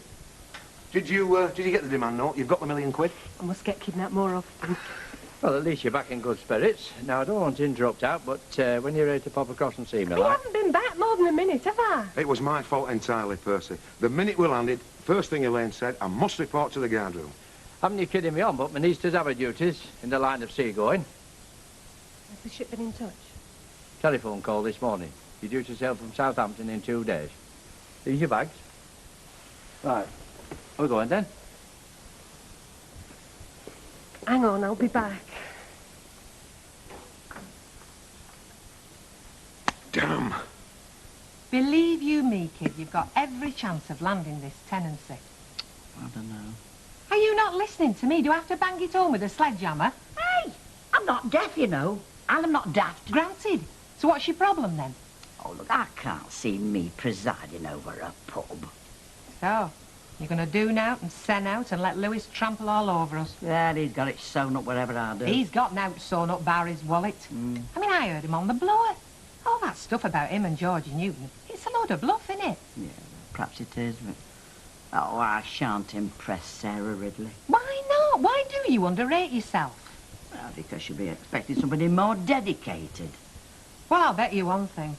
Whatever she says, when it comes to public relations, she'll be looking for a woman. Yeah, a career woman, perhaps. Listen, you don't have to be Mrs. Thatcher. Just able to know the ropes and lay your hands on the brass. Ah, now that's another thing. I'll not deny that I've got a little bit tucked away, but, well, I've not got that much that I want to chuck it about, lovey.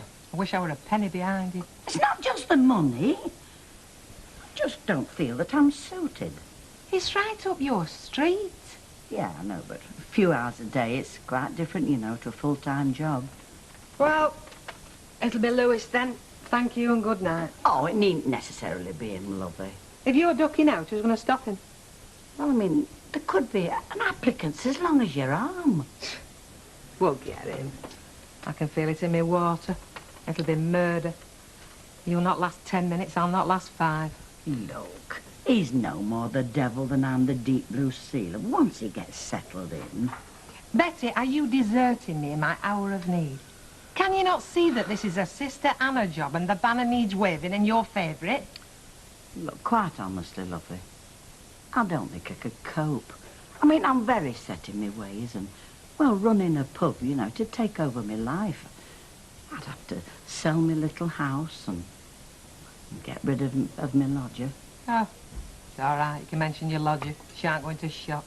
Oh, well, you can see how impossible it is, can't you, love? Go, Betty, before I slap your legs. Try. See you tomorrow, Duck.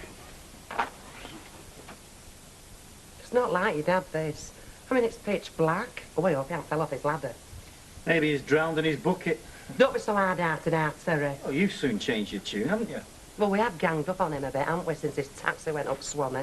Look, it's still only 6 o'clock. He'll be down the boozer. Hey, up, ship yourself, you skiving swan-sons. Let's get near that fire. Oh, I bet you're frozen stiff, Flo. Come on, not choke. Let dogs see rabbits. Come on.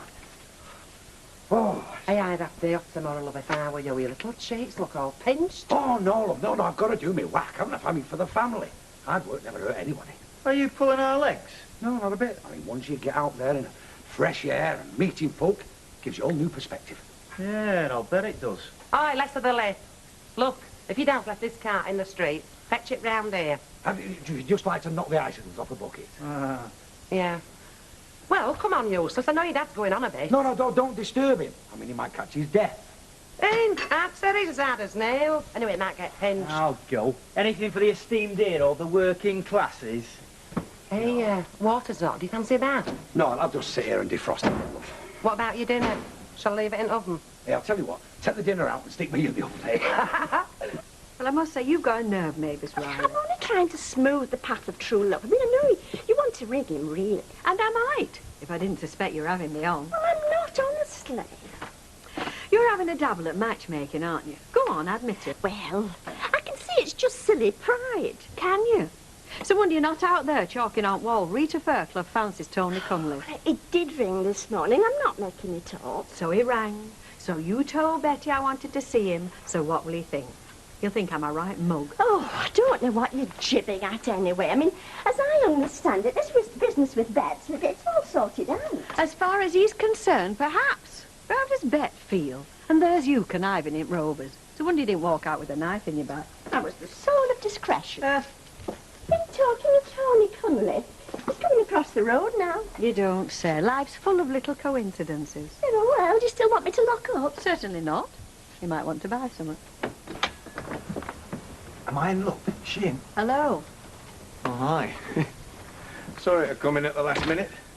Ah, I see you saved me coffee a twinkle. No, I was just passing hoping I might catch you. I rang this morning, did Mavis tell you? Never said a word. Words fail me. Look, maybe this nonsense about Bet is still bugging you. I'm telling you, it's sorted. Bit rough on her, even so. We had a chat, she understands. Don't suppose you wrapped it up, did you? Reckon you give it to her straight? Well, it was difficult, but in no way did I try to put the boot in. Huh? Well, so long as you don't expect me to walk in Rovers holding hands. That's not what I had in mind. What did you have in mind? I thought I'd pick you up at 8 o'clock and we'd play it from there, okay? Okay. Okay.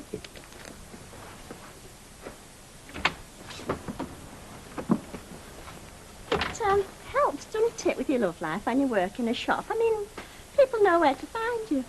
Oh, aye. And if you're desperate, you can always stand at window. Now, don't quote me. I mean, that's straight up. He said I want a younger and livelier staff. I just pass it on, no comment. Well, listen, I wish you'd tell Bessie.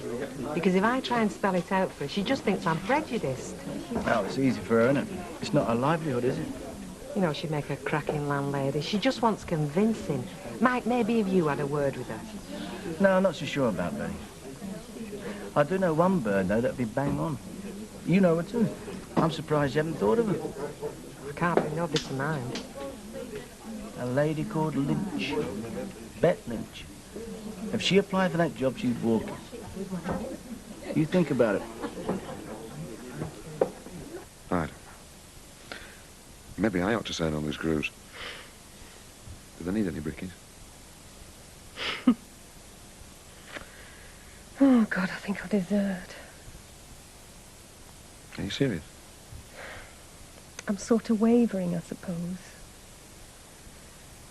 I mean, looking at us, the way we are with each other, does seem like the logical move. So, you jump ship. Then what? What do you think? Oh, I daren't say. It's asking you to give up an awful lot, isn't it? Such as? All the excitement, the glamour. Not the captain, just hairdresser. Tourist class salon. Snob. Sorry. That's ship's life. Especially on the cruise liners. And it's hard graft. Can't be all that bad, though. It's got to be a lot better than being an hairdresser down Rosamond Street or somewhere. Maybe. But I'll tell you one thing. What? If you're talking about excitement, it comes a very poor second to marrying you.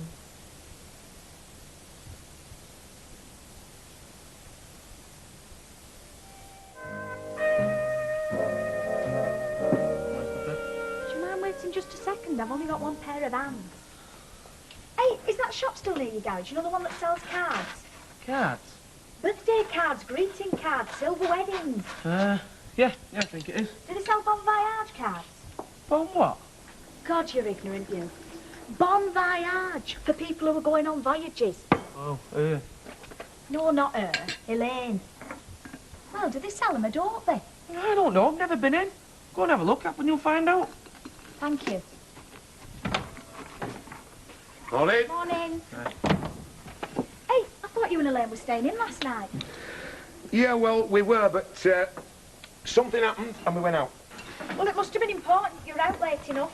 Why did you wait up for me? Well, I waited up till 12. And I heard you coming and all, it were well after 1. I'm not a kid, you know. If I can't be trusted, it's a poor do. Did you wake up and all? Amy was snoring his head off at 11 o'clock, him. I wasn't snoring. I was reading. Well, you're very clever. You were doing it with your eyes shut. Hey, and go easy on that bread, eh? It's for 3 of us. I was thinking of sending Elaine a bon voyage card. You know, one of them cards... Yeah, I know what a bon voyage card is. If I were you, I'd save you money. Why, I want to send her one. Well, if you want to send her one, why don't you send her one that says, congratulations on your engagement? You didn't. We did. What, you proposed? Well, I'm not quite sure who did, but somebody did, I think. Anyway, we're getting married. Oh, Dad, that's great. Congratulations. Hey, don't strangle me. I'm wanted. Well, what about the cruise? She's put it off. She's not going. So she can get married? Well, it would be a bit difficult, wouldn't it, with me being here and her being in Hong Kong? Dad, that's great. Well, what have you got to say for yourself? Congratulations. Do you know what you sound like? Ron Atkinson, when Liverpool had just put 6 past Gary Bailey. Hope you both be very happy. Now that's better. Now you've only lost 3-0.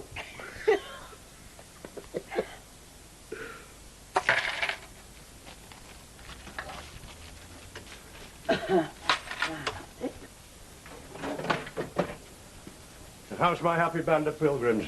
Ready for the off? Chapping at the bit. Everything highly polished, Mr. Lewis. That's the way I like it, Hilda. Now things with you. You all right? Oh, yes, thank you. What about you? Have the brewery said out about you taking over permanent? Oh, not yet, Hilda, but they will. There's no competition. It's a one-horse race. And even you can win them sort. Too true, Bet. Even me. Let me know when you're opening. You're asking for it, you are. Oh, come on, Betty. How long can you see me lasting if he takes over? He's not all that bad. He's always very concerned about me. Yeah, we know he is, Hilda, but... Hey, you know what Mike Baldwin said to me last night? He said I ought to put in for tenancy. You? Hey, what a good idea. She's a barmaid. What's that got to do with it? No, Hilda's right. I am a barmaid. Mind you, I'm a good one. Yes, but listen, if you were to put your mind to it... It's love, not just me mind, Betty, love. They want 5,000 quid and all. Well, that's 5,000 either. It's nothing if you say it that. No, you could raise that if you tried, lovey. Are you offering? Oh, I haven't got that kind of money. But I'll tell you something, if I did have, you could have it. I mean, you know the ropes. You've got the personality. I think you'd be a marvellous investment, love. Oh, Betty, I never knew you cared. Oh. Do you want serving, or have you come in for a lean on the counter? I'm just inspecting your kitchens while I make my mind up. He's come to inspect me, actually. Thinks I look like Mae West, don't you? Who? He knows who Mae West is. I know she looks now like you. Hey, there's a fella goes at Railwaymen Friday night, thinks I look spitting image of her. What do you mean, the lad with the white stick and the guide dog? Who can sing as well as you can. You can't see what I can see. Mae West. Oh, they said Dracula's granny. Ooh, you cheeky thing. Have you made your mind up? Yeah, cup of tea, 2 custards, in the corner, and 8 pound. I'll send the wine waiter over. He's an impertinent thing, he is. Not like this one of my favourites. I like young men. Great. You got his dinners ready yet? Won't be a minute. Give him a cup of tea, Phyllis. I'll give him more than a cup of tea. Hey, that's good news about your dad, and that needs some Percy Sultan, isn't it? Yeah. Hey, ask her put me a good word in with Percy. I fancy him, you know. Fancy you as well, but he's more my age. 2 sausage fried bread, 2 toast. Right. Help yourself to sugar. That it, lads. So you've been shouting your mouth off? You what? Me dad, he said keep it to yourself. I only told Phyllis and Gail, and I work with them. Yeah, and Gail tells Ivy Tilsley. She tells Vera Duckworth. Vera Duckworth tells me dad. When he said keep it to herself, he means herself. Hello. Getting interested, are you? Thought you were dead against it. Oh, I've never been against me dad. I'm doing it this way.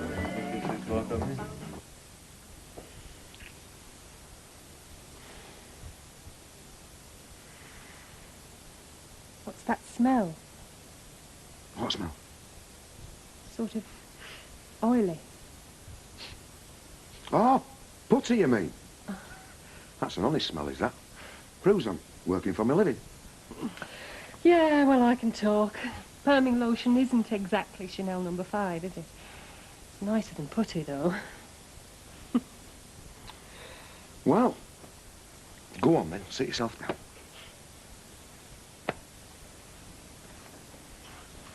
Hey, you're not sitting next to me, not with those overalls on. Right, yeah. Take them off, or 12 in the morning. don't be coarse, it's bad enough being smelly. Is this far enough away for you? That'll do nicely. Right, what do you want me for? Well, apart from the fact that I like seeing you, I was thinking that in view of what happened last night, there's one or two little items we ought to arrange. Being an old-fashioned fella, for instance, I'd like to buy you an engagement ring. So, how are you fixed this afternoon before going into town? There's plenty of time for that. Being an old-fashioned girl, for instance, I'd like a church wedding with all the trimmings. We've so much to do. What do you think? Would you getting married in the registry office? No, long as it's legal. Why? We mustn't do anything immoral, eh? I was talking about morals. I just don't want any legal arguments when you fall off your ladder. Oh, I see. Yeah, sorry. Right, registry office. When? You got a calendar? Hmm.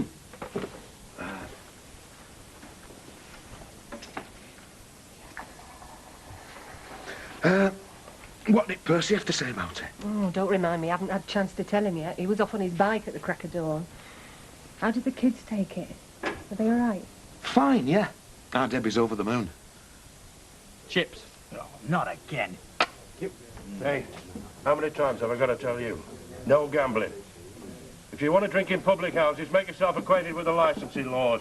Otherwise, find yourselves a milk bar. Hey, well, you heard him, no gambling. Oh, miserable so-and-so. Well, this one's no better either. What's up with you? Nothing. Come on, you can tell your Uncle Terry. Woman trouble, is it? Not the way you think. Well, don't tell anyone else or there'll be trouble. My dad's getting married again. So Elaine? Don't blame him. She's all right, is Elaine? Yeah. She's not messing your life up, is she?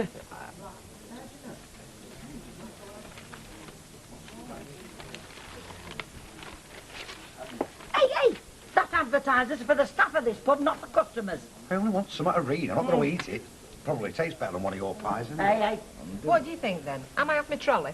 Well, you echoes like you make a blooming sight better tenant than Billy Walker, all this fella here. What do you say, Mike? I've already told her. Yeah, so don't forget, anything you need, anything at all, just ask. Well, there is, as a matter of fact, Al. Can you lend us 5,000 quid? No, I wasn't thinking of that. I mean, I was thinking more in terms of a reference, you know. I'd be very happy to write you one of those. And me. Only I don't think my recommendations would do any good. Thank you, gentlemen. Where's Obviously? Betty, look, Betty. What do you want? I'm busy. It's very complicated, this licence trade, isn't it? I mean, this pub's up for grabs, right? Well, not to any Tom, Dick and Harry's, no. Oh, naturally, but what exactly are they offering? Because I heard Bet say something about needing 5,000 quid, like. That's for the tenancy. I mean, you've got to buy yourself in, you see. Oh, I get it. Well, if you cut for that, you're manager, like. You're not listening, are you? You're the tenant. Look, it's different when you're a manager. You don't need money when you're a manager. You see, the brewery keep the licence and the tenancy, and then they employ you on wages. What do you want to know for? Well, you learn something fresh every day. You can't go wrong, can you, look? Hope it does you some good.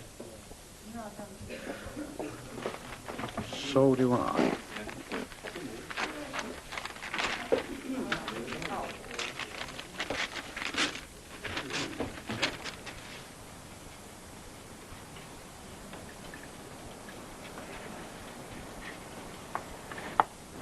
Afternoon.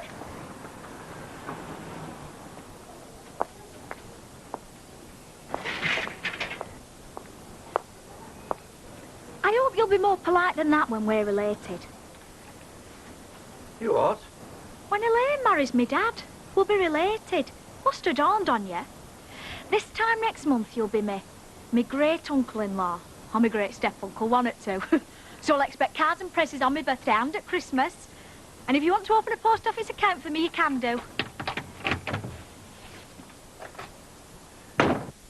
You and our Kevin. You got any chopsticks? Of course I have. What do you think I eat the gravy with? Heck has got chopsticks. You're a peasant, Mrs. Fairclough. Knives and forks and Chinese grub. You ought to be ashamed of yourself. Oh, shut up and sit down. Anyway, where's the wine? Where it ought to be, getting itself chilled. Italian red with sweet and sour pork. Mr. Cunliffe, you are a barbarian. Tell you what, Christmas Eve, you stop being a peasant and I'll stop being a barbarian. Why, what's happening Christmas Eve? We're going out to dinner. A slap-up, gracious living type Christmas Eve dinner. Where's this then? Well, my super, who's a very knowledgeable fellow about places to eat, he's recommended this restaurant the other side of Knutsford, Beechwood Grange. It's always booked solid, but they keep a couple of tables back. He knows the boss is going to put a word in. What do you say? Let's eat our Chinese. And if what they say is true, when we've finished, I'll be ready to think about food. You won't regret it. Oh, I should hope not.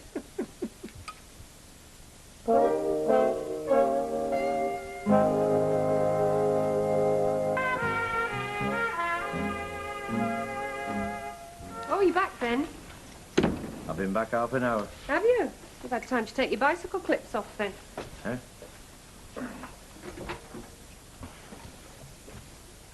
Uncle Percy, I've something to tell you. About time and all. What's that meant to mean? You're too late. That young Flugy Crossroad brought the news to me. Took great pleasure in informing me I was going to be a great uncle-in-law. I couldn't tell you sooner. I didn't know myself until last night. Then by the time I got back, you were fast asleep. And before I got up this morning, you went airing off on your bicycle. I had to go to town hall, didn't I? They kept me. I believe you. I'm just trying to explain why I couldn't tell you before this. It's definite, then? Yes, it's definite. I don't understand. I mean, all the men you must have met on them cruises. Men that amount to something. And look at you. Here you are picking up with a flaming joiner in a back street. I came to see you in this back street. I wish to God you hadn't. Uncle Percy, please don't say things like that. It's how I feel, isn't it? He's not good enough for you. I mean, you could have had your pick a fine girl like you. God knows what your mother'd have said. She'd have hoped I'd be as happy as she was with Dad, and I will be. I've seen them all, these men you talk about. Plenty of money, plenty of charm, not a scrap of appeal.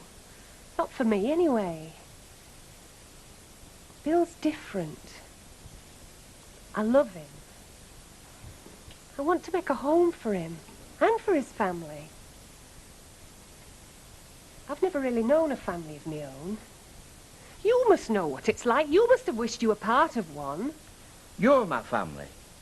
Still will be. I can't for the life of me understand why you want to come in and live in a place like this after the life you've lived. Ah, well, we're not settling in a place like this.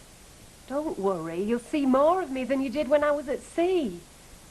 I'll be coming up here. You'll always be welcome to come and stay with us. Oh, well. I got used to war. I suppose I can get used to this.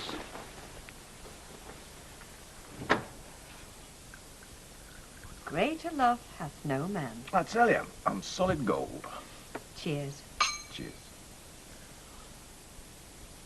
Well, what do you think? It's a very posh joint, so if you don't think you're up to it, you know. Well, actually, I was worried about you. I mean, you have got a matching pair of socks, have you? I'll tell you something.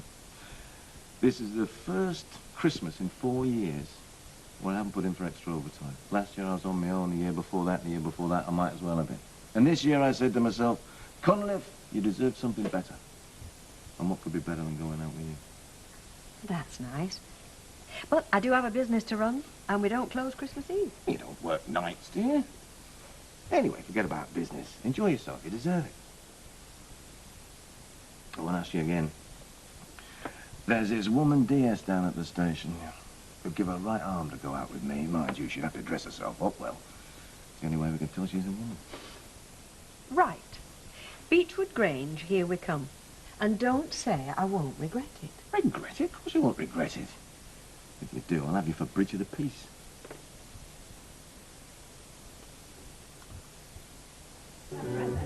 We all go for one type, don't we? I certainly do. I go for a definite type. Fellas. Hey, you know if Elaine opens an hairdressing salon, she might give us a job, you know, as trainee. She was asking the other day if I were interested in hairdressing or not, but that was before I knew she was going to marry my dad, so perhaps she was thinking Debbie, love, do us a favour, eh? You talked about nothing else since you came in this morning. Well, it's exciting. I know, you said. Every 5 minutes. By heck, it's a bit parky out there. You couldn't stick us in your microwave for 5 minutes, could you? I wish we could. Have they carted you away yet? You must be balmy cleaning windows this weather. 2 rounds of toast. They're not all like you know. Some of them invite you in for a bit of a warm-up. Oh, aye. And we're talking about a cup of tea. Was you? I wasn't.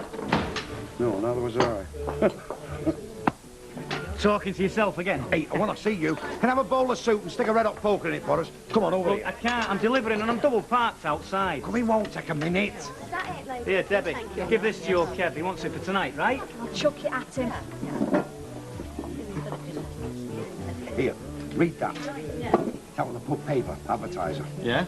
What about it? They're advertising for a manager for Rover's return. Well, we knew that, didn't we? No, we didn't. We thought they were advertising for a tenancy, right? Which they do in the pub, because I've got the paper. Well, what's the difference? £5 that's what the difference is. You don't have to buy yourself in to be a manager, you're going on wages. Look, you see what's happened? The brewery are going to keep the tenancy for themselves, and they've decided they want a manager. So guess who's going to bung his application in? Go on, guess. Dad, what do you know about running a pub? Oh, I'm sorry, I stand to be corrected. You spent half your life in them, haven't you? Both sides of the bar, I know. Who was it well Queenie pull it out when Danny snuffed it behind the bar, pulling a pint in the farriers, eh? I learnt a lot in them 3 weeks. It'll all be in the letter. There'll be thousands applying. Aye, but first in's odds on favourites, so don't you say no. As if I would. Do you think I want to go and have to explain to people why my dad has failed yet again? Good luck, Dad.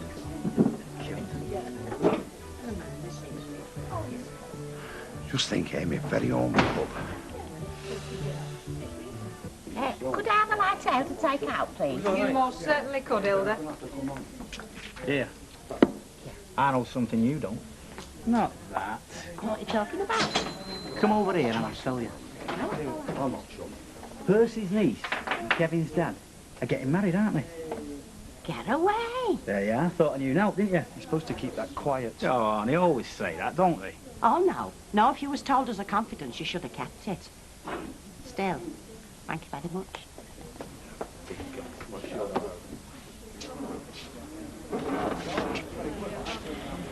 What you going to say? I don't know. Me and Elaine's getting married. Who's going to buy us a pint? We're supposed to buy them the drink. I was hoping he weren't going to say that. Oh, I hear congratulations are in order. Oh, has word got out, has it? Oh, only to a selective few. No, I won't spoil your enjoyment if you want to announce it. No, all I want to say is, well, I hope you'll be as happy in your married life as I was. Can't say more than that. Thank you, Mrs. Austin. Thanks a lot, Hilda. Go on. Could I have a word back, please? Be my guest, have two if you like. No, with everybody. Oh, I see. Could we have quiet, everybody, please? There's a gentleman here who wants to make an announcement. I feel daft. If you're going to say what I think you're going to say, you're daft. Could have been a lot worse, I suppose. It's amazing how suddenly everybody drinks spirit. Right, yeah. Oh, dear. Yeah. Yeah, one for you. One for you. Got some more news for you. We're not stopping up here. We're moving out of Southampton. Lock, stock and barrel. So look out, Saints. The Websters are marching in. Honest? I'm after an hairdressing business down there. In fact, I think I've nearly got one. Will you come in and help me? That is after you've been bridesmaid, of course. Bridesmaid? That's what they have in registry offices. Anyway, you'll have to dress up. It gets better and better.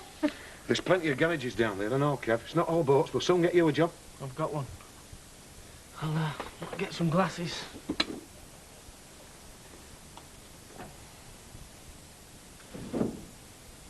I just thought you'd like to know. You know, seeing as he's a sort of tenant of yours, like. Well, I should think he'll still be needing the yard. Oh, I expect so, yeah. He'll have to work all the harder now. If it happens, that is. After the last so-called wedding house on the cards. I think this'll happen, Hilda. Oh, so do I, yeah. They make a very nice couple. I think that could be a visitor, Hilda, so... Oh, all right, no, I won't stop. I just thought you'd like to hear the news. Well, thanks for passing on the information. Oh, good evening. Caught any good criminals lately? We throw the good ones back, Mrs. Ogden. Oh. On the couch? No, just passing on a bit of gossip. Well? You fellas are no different, are you?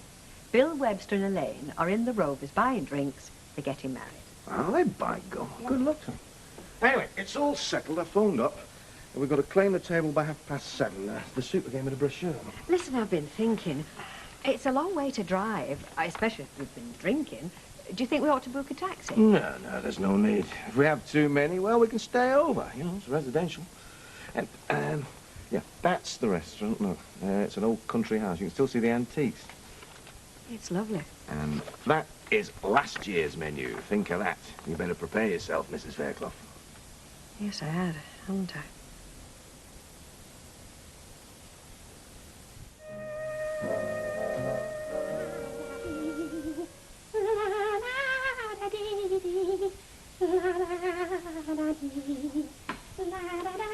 Morning, Hilda. You sound on song, as they say. Oh, yeah, well, I'm not too bad, all things considered. Has the Ayatollah shown his face yet? If you mean Mr. Lewis, he's having a lie-in, I think. Oh, lovely. I think I'll go and wake him. Give us a lend of your bucket. Matter of fact, I had thought of giving him a shout. Because there's a letter come for him. And if you ask me, it's an important one. I know. Don't tell me he's finally passed his 11 plus. Oh, I don't know about that, but I do know a letter from Newton and Ridley when I see one. Newton and Ridley, eh? Don't fancy a bit of crafty work with a kettle, eh? Oh, the very idea. Any road, it's all stuck up with that tape stuff. Why, it's a doddle, isn't it? You just take it off and then do it up with a fresh bit. Tampering with Her Majesty's mails is a very serious offence. I tampered with one once in a Busby on Horse Guard Parade. Oh, you want shooting, you do. Any road. It's not unusual, is it? A letter from Newton and Ridley. I mean, it is their pub. You mark my words, it'll be about the tenancy. He's landed it. This letter will be confirmative in writing. In reply to your advert concerning manager's position at your licensed establishment, Rover's Return. Hey, Curly, son, can I pick your brains, God? What's your problem? Well, give us a few words that kind of sum me up, like, you know, like honest, hard-working, highly qualified, well-spoken, but posh words, like.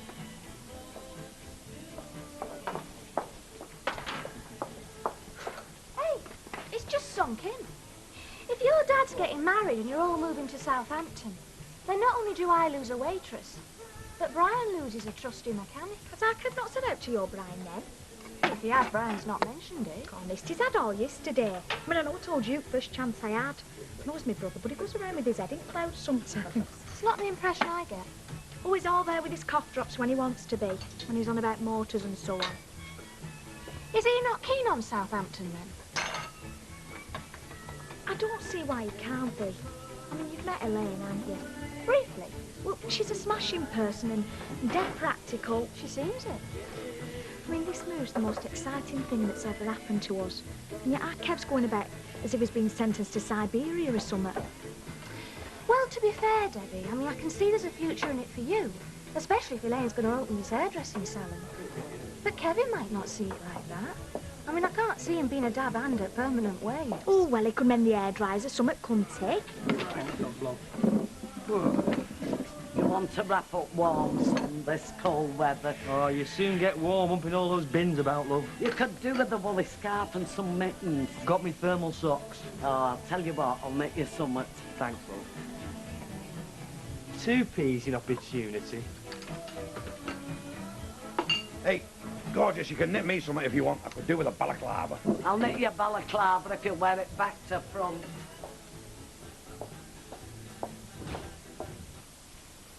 Have you seen that note I made of all the trains? I put your stuff on side. I had to tidy up, I've got my bookwork. Sorry, I suppose it has got a bit chaotic. Yeah, so it's rushing things, isn't it? Well, there's so much to organise. There is. Now, somewhere I've got an address bit with all my telephone numbers. Is that it? Thanks. Strikes me it's all been shoved on your place, it organising. Well, Bill's got his work, hasn't he? Company house. I better get doing as well. I will be seeing you before I go. You're not going down to the council offices. You will be around.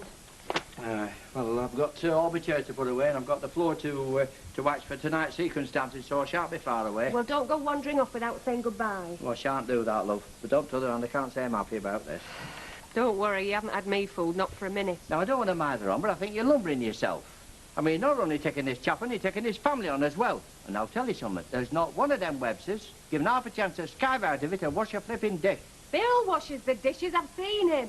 How about down in socks, then? Oh, I don't know about that, but I'll inquire. You did what? I sort of abstracted the advert, like. Hang on a minute, let's get this straight, son. Newton and Ridley want to put a manager in here now instead of a tenant. That's right, yeah, but keep it dark. Well, who from? From competition. Bet Lynch, Lewis. I don't see the point. They're about to find out, aren't they? I mean, this advert won't be in just one issue, will it? Or they'll find out through the grapevine. Maybe. Meanwhile, I'm that vital jump head, aren't I? Well, that's fair enough. But what's wrong with window cleaning?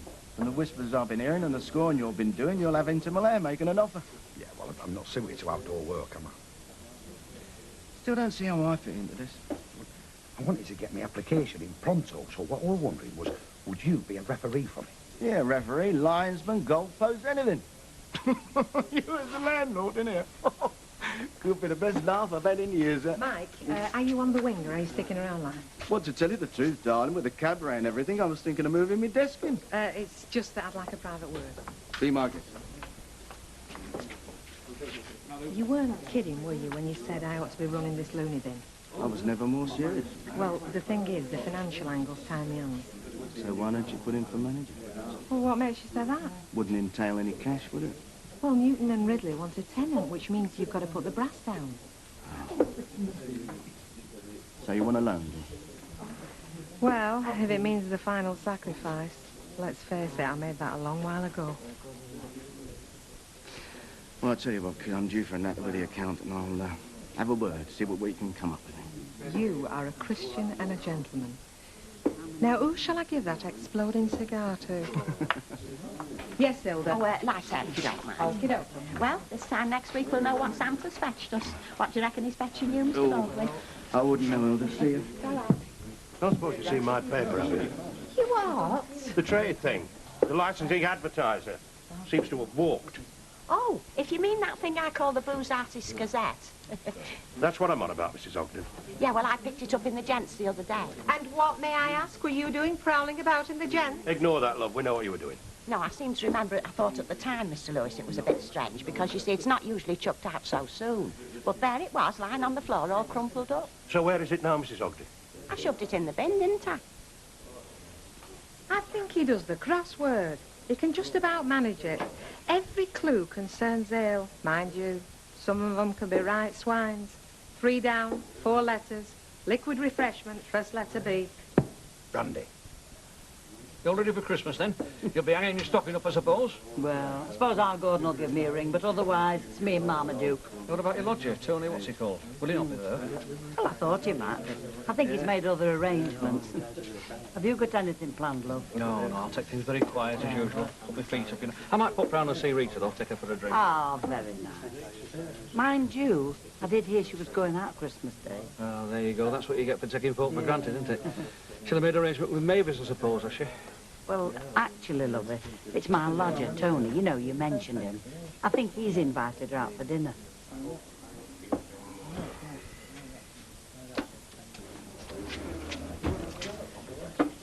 How do?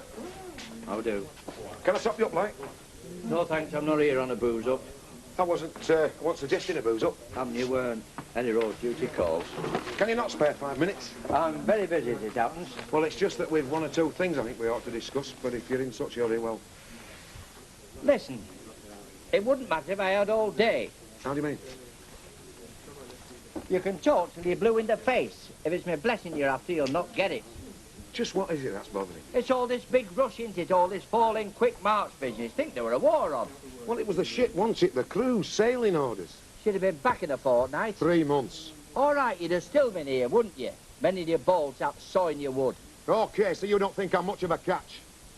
I'm not a fleet captain or an oil millionaire, I'm just Joe Soap, who happens to think the world of your niece. So you keep saying, loud and clear. Look, we've been to the registry office and we've arranged the wedding. Elaine's across the road now and she's expecting your blessing. And I hope, in spite of all your misgivings, you can find it in your heart to give it her.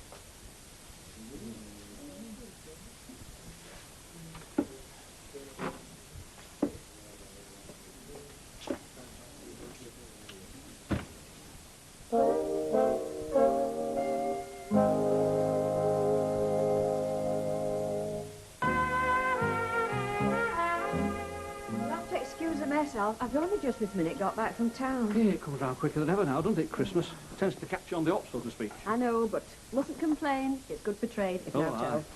Listen, I was on the point of brewing if you're not too pushed. Well, I am, as a matter of fact. You know, I've got a few orders to do. Actually, that's why I came round to see you. Don't tell me. You can't get the caviar. Oh, no, caviar's all right, love. It's the cream crackers. No, seriously, though, I did hear you were going out over Christmas, you know, and I wondered if you wanted to take anything off the list, like. Well, I've not actually announced it yet to the gossip columns, but, yes, I have been invited out for meals. I see. So you're likely not be wanting any turkey? Oh, a deep freeze, Al. Oh, aye, of course, yeah. I'll tell you what, I must look right dozy study trying to talk you out of a sale. Not a bit of it. Anyway, I'll likely see you around, will I, during the holiday? Oh, why, I shall be popping in Rovers at some point. Hey, steady on, we don't want folk talking. Well, they will, whatever, won't they? Aye. I suppose the summers still say that I should still be in Widow's Weeds. Eh? No, I don't think so, love. Oh, come off it, Al. Deep down inside, isn't that what you've come to say? It's only 12 months since Len died, and here she is doing the merry widow bit. Look, Rita, nobody expects you to mourn Len forever. At 12 months, they expect that, whoever they might be. I don't think so, love. Not for a minute, not these days. To tell you God's honest truth, I just wish I'd have thought of asking how first. You know, somewhere off the doorstep, like. Anyway, I'll see you. Ta-ra. Try.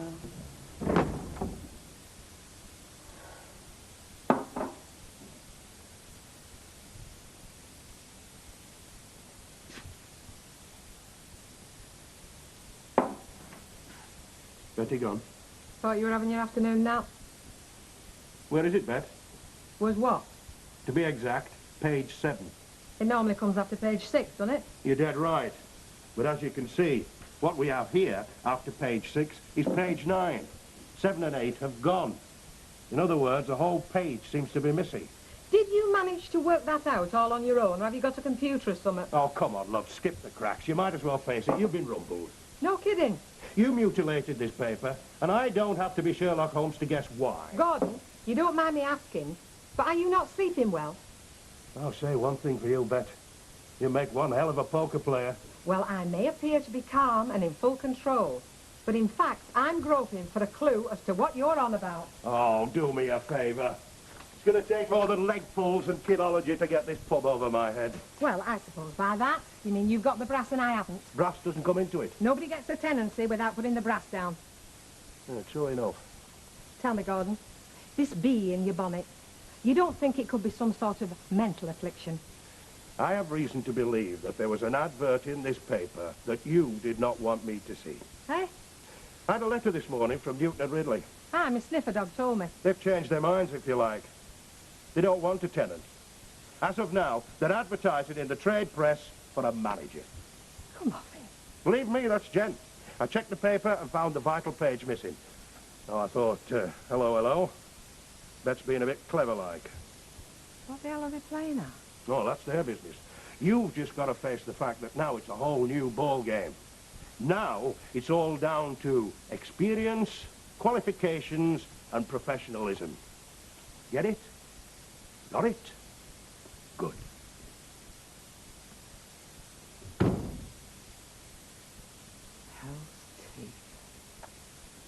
Now listen.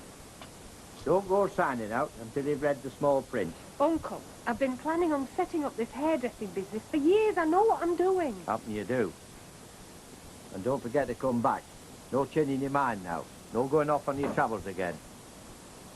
And no wedding cancellations. Oh. Honest, you'd think I was Jim Hawkins. Believe me, I've swallowed the anchor for good. Cheerio. Bye-bye, love.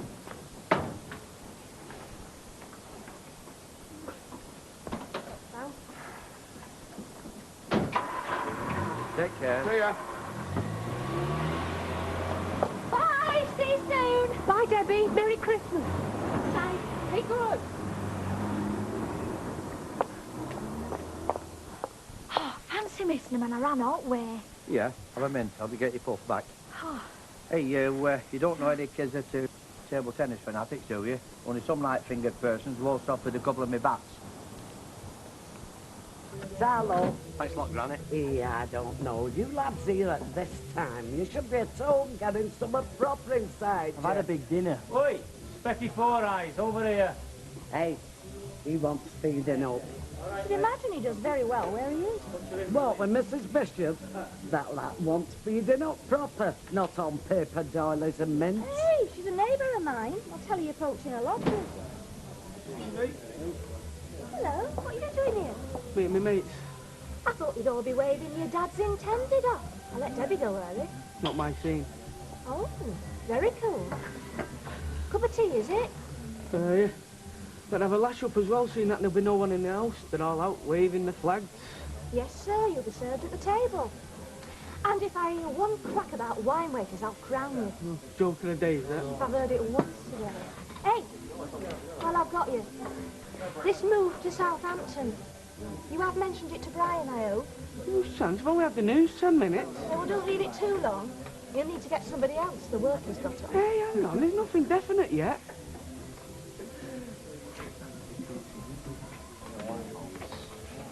Hi, Kev, mate. Right. You look a bit cheesed. The dad, innit? Another flip job. Southampton of all places. Why? Because his flips over his bit of skirt. Don't know what the older generation is coming to myself. Aye, a gang of mad, impetuous fools. I mean, Southampton, even Kevin Keegan couldn't stick it down there, could he? Get your facts right, Teddy. I think they split amicably. Suddenly, it's like Mecca in the adults all of a sudden. I mean, if this girl come from Blackpool or... Scunthorpe. Yeah, I mean, you could understand it, couldn't you? Aye. Or Southampton, whoa. So, won't be needing these. Not really. That's for definite, is it? I mean, we could wait a day or two and take a chance to keep the table. There wouldn't be much point. Picked the wrong time, didn't I? Could say that. I'm sorry. But I thought things were okay between us. I thought it's been 12 months, and if any of widow's been church now, the second helping. Got a nice way with words, Tony. Yeah, well, I'm choked, aren't I? I'll probably go out and nick the first Santa that I see. If I spoil your Christmas, I apologise. Forget it. I'll put in for overtime. I never thought anything of it at the time, but, I mean, I did see him. And he had that paper. And come to think of it, he was asking me some very funny questions. But Betty, you know, have mercy. I mean, jacked up with. Look, if he's not putting into this pub, I shall eat my hat. Well, let's face it, he's daft enough. Daft? You ask me, I reckon he's puddled. Which, when you think about it, puts him in with a very good chance. I mean, Newton and Ridley must be short of a few marbles. But what really gets my goat is that I lowered myself and tapped Baldwin. Calling all stations. Are you receiving us loud and clear? What can I get for you, the usual light out, please? Good evening, ladies. Mr. Dobkin. Fine of it, Betty. Okay, Doc. Hope your bitter's on form tonight. I can hear it singing in the pipes, Jack. Something to celebrate, or are you just on the bevy? Never off it, is he? Should have shares in this pub. Good idea, Holden. By the way, Jacko, don't rush off. I think Mr. Lewis might like a word. For me? What about? Well, you nicked his precious paper, didn't you? I beg your pardon. Come clean, Jacko. You had that advert out, the one that read, manager for the Rover's return required, certified nutters, please apply. Already banged in, have you? Yeah, of course so. You got for grabs, won't it? Lewis may sue. So let him sue. It won't alter the fact that my letter is already on its way, backed by references from men of repute. Mike Baldwin, for starters. Well, if it's certified nutters they're after, I'll give you a reference. It didn't say that. Oh, that's left. I mean, I've heard of monkeys taking over the zoo. Hey, Mrs. All, that's very hurtful, you know. I mean, I see myself as a serious contender, and if you don't want to get on my blacklist... Been busy, hasn't he, Baldwin? I mean, offering you finance and him references. Hasn't he just? He must have known when he made his offer. Yeah, well, he's the world's original joker, isn't he? Keeping your eyes open, like. We don't want the dartboard walking now, do we? Don't worry, Gordon. We have our suspects. We're just waiting to pounce. Tackled me, lad, have you? Oh, yes, he made a full admission. Are we having him down the cellar? No, won't be necessary. Let it pass. He's not applied, has he? Seemingly. Amazing. People that go in for pubs. Don't underrate Jacko. He cleans windows, you know. I'm panicking. Oh, it's no joke. I've heard he cleans Sarah Ridley's inside and out. I'll have a large scotch if I'm not interfering with the staff conference. That's all of it. You were, actually. My apologies. Oh, nothing vital. Just Newton and Ridley's version of musical chairs. Oh, sounds fun. It's hilarious. They've only run an advert saying they want a manager for this place, would you believe? Oh. So what I said was prophetic-like, eh? Absolutely. Oh, well, if that's the way the cookie crumbles. But, straight up, that money was there, you know, if you needed it. Well, that's great news, Mike. Because this advert, can you credit it? This advert, they mentioned a manager. Apparently the printers have got it wrong, and it should have said tenant. So I'm really thrilled, Mike, that you're still in my corner with the old money bags. I'm much obliged, really. I heard that. You'll have him fleeing the country. He'll find out. Meantime, let him sweat at it. Right. Hang on a minute. I'm losing track. With all these shenanigans, are you still applying? No danger. I should be trotting off down to that brewery, and if George Newton plays his cards right, he could be in for a treat. I should write a letter, love. Yeah, put pen to paper. But not like Elsie Tanner, you know. I mean, she tried all those tricks on George. Betty, you've talked me into it. Mind you, lovey. They'll expect proper writing, you know. I mean, the sort that joins up. Oh, you've landed then? Landed an hour ago. I thought you might have been around to see Elaine off. Couldn't make it. Where's our Debbie? Got to meet a mate. Where are you off? Monkey Run, is it? No, I've got a date. You were missed, you know. Elaine did notice. Like anyone would think she's off up the Orinoco somewhere. Now then, there's no need for that talk. Look, Dad, my girlfriend was going away for the weekend. I wouldn't expect all the family to put in on the terrace. I don't act thick, Kevin. You know that Elaine's not just my girlfriend. No, all right. She's the centre of the universe all of a sudden. I wish you'd be your age, and honest, I'm getting a bit fed up with this moody. What for done? Come on, Kevin, you know what I'm talking about. Look, all I know is since Elaine turned up, well, everything's messed up. Look, I'll admit I've rushed things a bit, son. But thinking about the family, putting my own feelings apart, thinking about you and Debbie, and what your mum said when she knew... Well, I think, Elaine, when all the dust settles, will be the sort of cement that'll stop this family from flying apart. Maybe. For instance, you know what she's done? She's volunteered to find you somewhere. I didn't even have to ask her. She said when she gets down to Southampton, she'll check round the garages. Well, when you phone her up, tell her from me not to bother. I'm not going with you to Southampton and anywhere else. I'm staying here.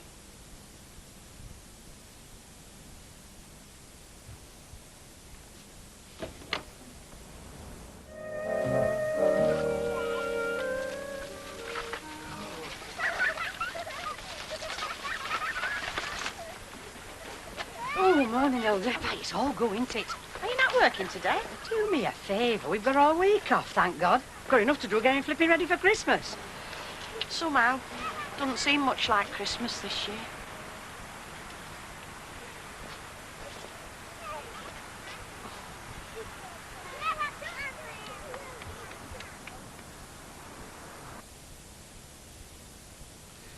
How's that for size, love? Just a joke. $7.50. Hey, I thought you were supposed to be going away for Christmas. Change of plans. Oh. Yeah. Well, it's best place to be, ain't it, at Christmas? Hmm? Oh, I would like to be stuck in some hotel with a lot of strangers. Mind you, it seems to suit some folk, doesn't it? Yeah, that's right. Thanks, Al. Ta-ra. Ta-ra. Is it something to say? Well, it's the season for remembering things, isn't it? Like Len. Well, I thought there'd been compensations for her this year. Anyway, mincemeat, Alf. I'm sorry, love, no chance. Oh, come on, Alf, I only want a jar. Well, you should have ordered it, love. Well, I forgot, didn't I? Please, Alf, love, you can't not have a mince pie after your Christmas dinner, can you? I'll do the best I can. You're a little Santa Claus, you are, what are you? Oh, and you're very welcome to pop down my chimney any time. From end. Get off with you. Ivy, mincemeat, pest. What have I forgot? There's bound to be something. Plum pudding. We had to make do with a tin of rice pudding last year. Look, it weren't all that bad, with half a bottle of rum in it. Anyway, I've got plum pudding down. I know, packet stuffing. Aren't we putting any Christmas decorations up this year? Look, I can't do everything, can I? I'll be out most at days shopping as it is. You know what shops will be like today? They'll be packed out. All right, I only asked. Oh, here is the human head job. I've got to get me sleeping ready for tonight. Look, there's no law says you've got to get caught like Christmas Eve, you know. It's what's called an unwritten law, love. Fancy doing some decorating, Dad? Decorating? I'm doing no flaming paper hanging today. It means Christmas decorations. Oh. Remember when I was a little lad and we used to make paper chains together? Did we? I'm making no paper chains today. I've got other things to do. Oh, aye? And supposing I say I'm not going to do shopping today? Oh, now, don't be daft. We get no Christmas dinner if you don't go out and buy in, would we? Right then, if I'm doing the shopping, you can brighten this place up a bit. Yeah, Christmas tree would be very nice, with a fairy on top. Yeah, you can get one of them and all. Christmas trees? Where am I going to get a Christmas tree from? They'll all be gone, won't they? How much are Christmas trees, anyway? At least £5. A fiver? You buy a flaming porridge for a fiver? Yeah, well, fairies don't cost much, do they?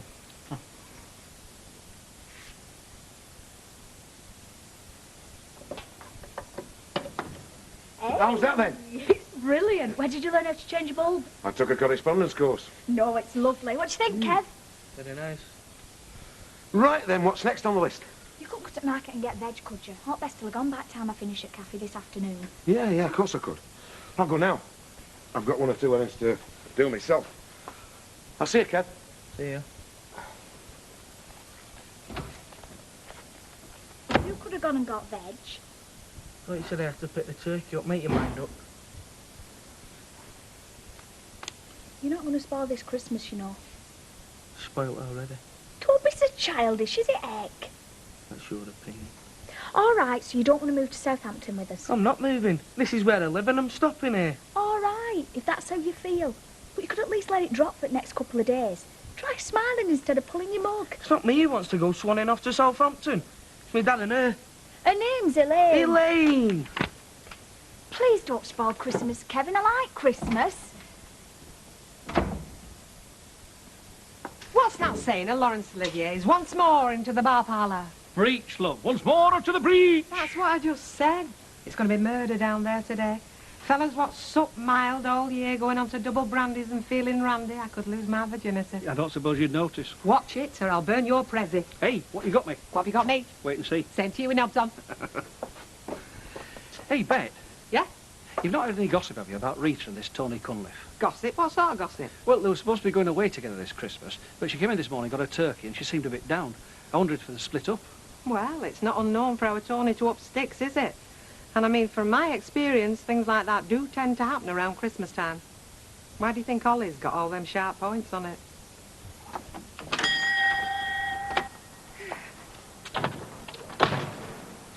Hey. Hey! You'll never get that through door, Percy. I think I will, just. Is it your own personal tree? No, it's for a party across at Sendy tomorrow afternoon.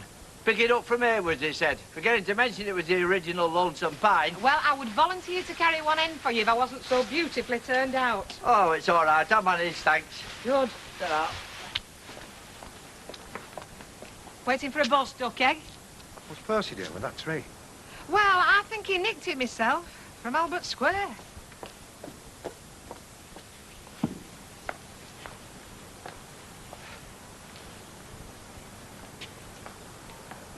Close your eyes if you can't stand a sudden ray of sunshine. You do turn up sometimes, then? I've been getting myself dolled up, haven't I, making a special effort? Somebody's got to compete with all the fairy lights. Yeah, got a bit of news for you. Wasting your time. Not nice. How are you, Hilda, love? Oh, I'm all right. It's Galloping Gordon, isn't it? I want this place shining like a new shoe today, Mrs. Ogden. I want it to stand out round here like the Taj Mallet, whatever that might be. He's been following me around, inspecting everything I've done. Oh, well, it's obvious what he's up to. He wants to make a packet over Christmas, and then the brewery, they'll think he's a blue-eyed boy. Well, he won't be making it on his own, will he? We'll be helping him. Ah, but it's the boss what always takes the credit. Oh, my stand once captured a lorry load of German beer in the desert, but it was the officer what got drunk. Are you two trying to upset me? Ah, Bet, welcome aboard, just as we're about to sail. Should you make a few pork sandwiches before the rush starts? Food's Betty's job. It's all hands to the pump, Bet, on a day like this. Anyway, it's experience, isn't it? Experience for what? I'm not thinking of opening a transport cafe. I know. A mate in the general office tells me that you've applied for the job of manager here, is that right? That's right. I have. Well, if you can tell them what a good pork sandwich you make, it might do you a bit of good. You never know. No, you don't, dear. Did you two know she'd applied? Oh, yes, yes, we did. And she thinks she stands a chance with me entered for it as well, as the hot favourite.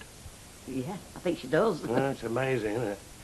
You know you could run a car off human optimism if only you could get it in the tank. Well, I'll open up.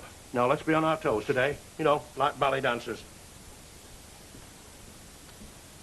Hey, do you think that stands a chance against him? Well, stranger things have happened, lovey. Yeah, but not very often. Ooh, talk about Christmas. Sooner it's July holidays, the better. Yeah.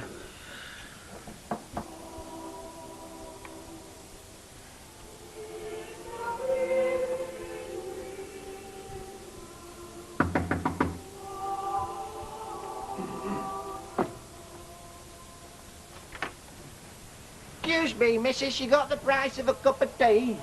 What do you want, Tony? A word, please. Come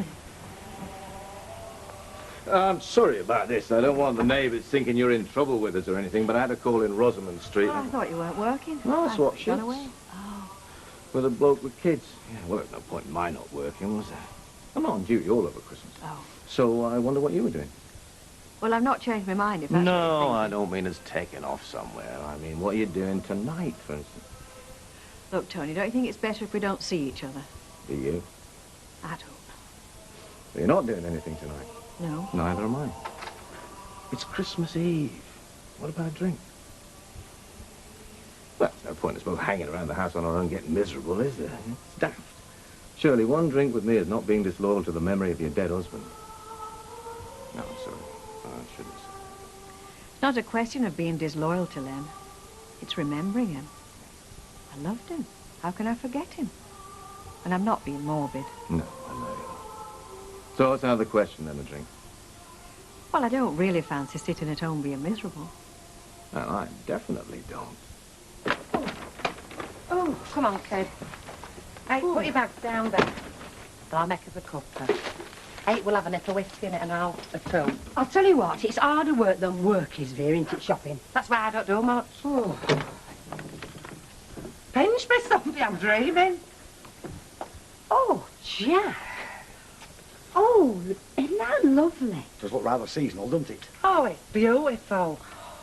I never thought you'd get me one. Do you know, it's the first Christmas tree we've ever had. I know, you had that plastic one for years, it was curved. Oh, that old thing.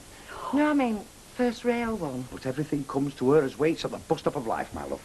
How much did it cost? A fiver. Oh, would you believe I got it cheap? Ha! Hey, here, take it. We're showing you a human being for once. Thank you very much. Thank you. Don't suppose you got a fairy, did you? No, Vera, be satisfied with one miracle. Just hang on. Not any old fairy, but a fairy queen, no less. Oh, Jack. Oh. I'll do it, I'll do it. Sorry about this, love. How's about that? I think I'm going to cry. Well, I don't blame you, Vera.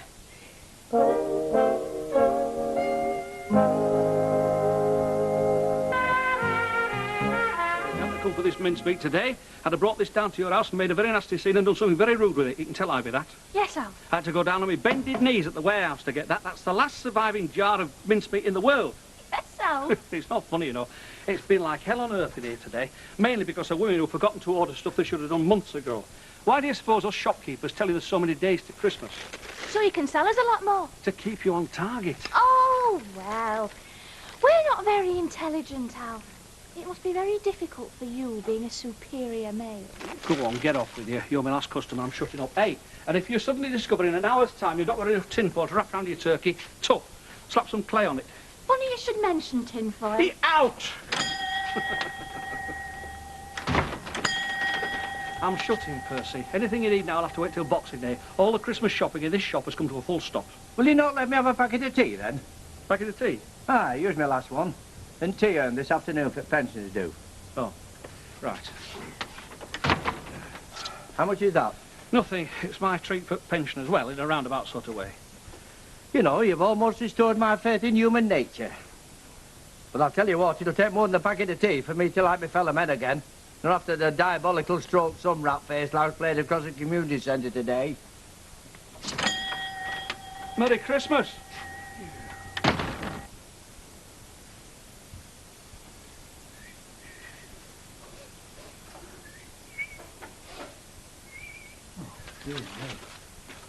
Hey, do you think we should bother cooking this turkey tonight? Do you remember what happened last year?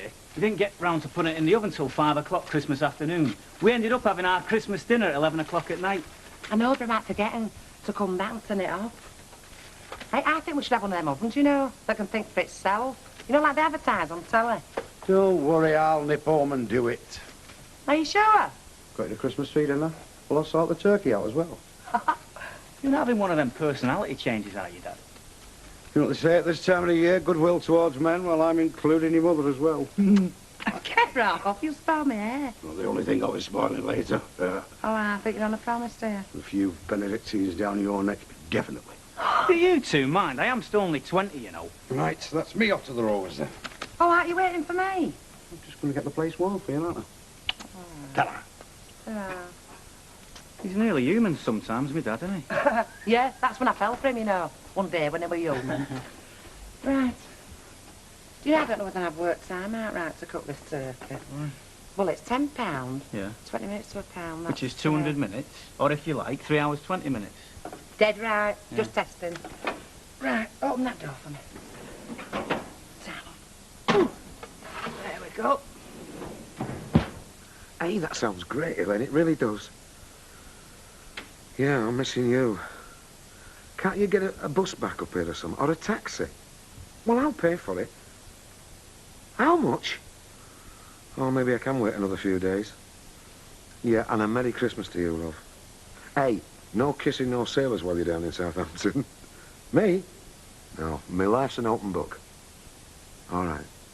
I'll see you, sweetheart. Tell her Merry Christmas from me. Oh, Debbie says Merry Christmas. Kevin, no. No, he's out. No change. He still feels the same way. All right, love. Tell her now. Bye. Hey. She thinks she's found an hairdressing place. Oh, that's great. Hey, how do I look? Smashing. When is this party you're going to again? Told you umpteen times, Mandy's. So what time does that mean you'll be creeping in? Well, not late. Well, not for Christmas Eve, any road. You're going out, aren't you? Yeah, I might just mosey down the Rovers, you know. And see you do. I'm sure Elaine's not expecting you to sit in all night and watch telly just because she's not here. Of course she's not. She's not like that. What is she like? You're fishing, you are. Go on, tell me. She's terrific. I'm very happy for you, Dad. You do think I'm doing the right thing, don't you? Of course I do. Well, you wasted single. I just wish... That Kevin did. Yep. That's the trouble with lads. They're not very romantic, as I know to me cost. Well, love, looking at you now, they must be blind.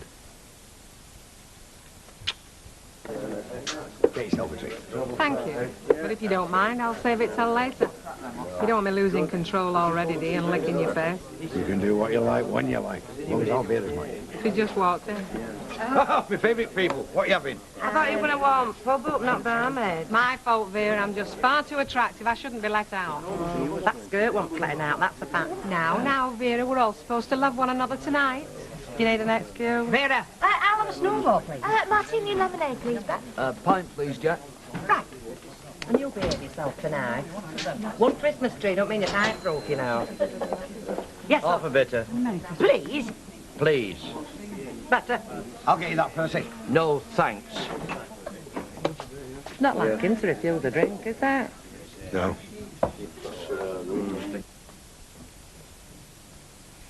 Right, I'm ready. And don't say at last or I'll kick your ankles. Just as I was getting comfortable. Well, you can stay there all night. I'm going to Rovers. You know, there's a strong possibility that I'm paralysed. Come here.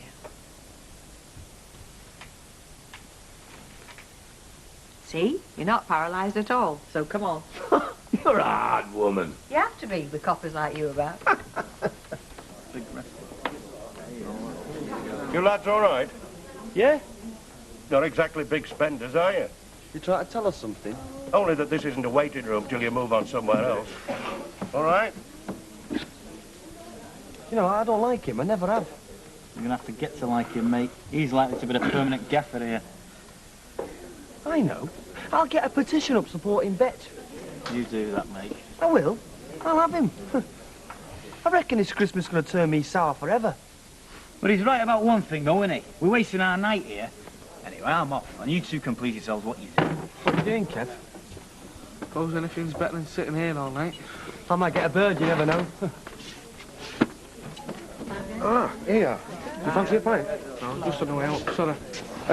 There's a phone call come. Elaine, wish you Merry Christmas. Oh, yeah. I'm sorry. Look, I've been thinking. Why don't you come down to Southampton with us for 6 months?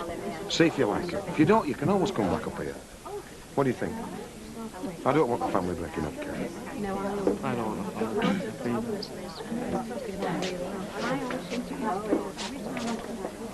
Pint, please, Betty. OK, Mum. Good night, eh, Bet? Very. Shape of things to come. Christmas Eve doesn't come every night, you know. It will when I'm installed, darling. I'm going to make this pub buzz like a beehive. You can have a pub like this too busy, you know. I mean, folk round here like a quiet drink now and again. Don't be ridiculous. I won't be running it for their benefit. I'll be running it for mine. Yes, sir.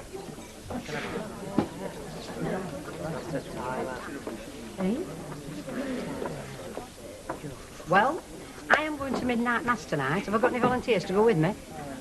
Well, don't all rush at once. Hey, and you two are definitely coming. Babysitter won't stop after midnight. She will if I grease her palm. What about you, Jack? You look as if you could do with a bit of religion. I was talking to you. What? I said, are you going to midnight mass with me? Tonight? Of course tonight. That's when midnight mass is at night. No, sorry, Ivy, I've not been to confession. I like to go to church with a very clean soul, you know. Flavor Neck will never go to church. And will you take your eyes off that girl? Her husband used to be in the SAS, and that's him, stood with her now. Is that a fact? Yeah. Right, same again, it's my shout. Yes, please. Is that right, you used to be in the SAS? Well, you can always find out. Go and chat her up and see if he breaks your arm. You'd be safer going to midnight mass, Jack. What are you having, Hilda? Oh, well, I'm on pork and lemon tonight. Give her a pork and lemon, then. OK, lovely. Thank you very much. Hey, you can always come over there and join us, you know. You'd be very welcome. Oh, no, I'm all right on my own. I'm just getting quietly sozzled. I was just thinking of Stan and how he used to enjoy Christmas Eve. Yeah. Can you bring drinks over to the table, Betty? Hey, I thought you were going to stand me up, Al. Now, would I do that to you? No, I fell asleep in the chair, actually. Fine, please. Oh, Percy? Well, I was going, but go on, I'll have a half with you. Oh, you do speak, then? I was beginning to wonder. Something upset you then, Percy? Shall I tell you?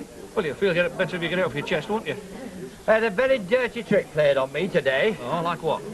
Did you see that big Christmas tree I had this morning? Oh, aye, yeah, saw it through a shop window. Well, I left it outside centre for a few minutes, and do you know what? What?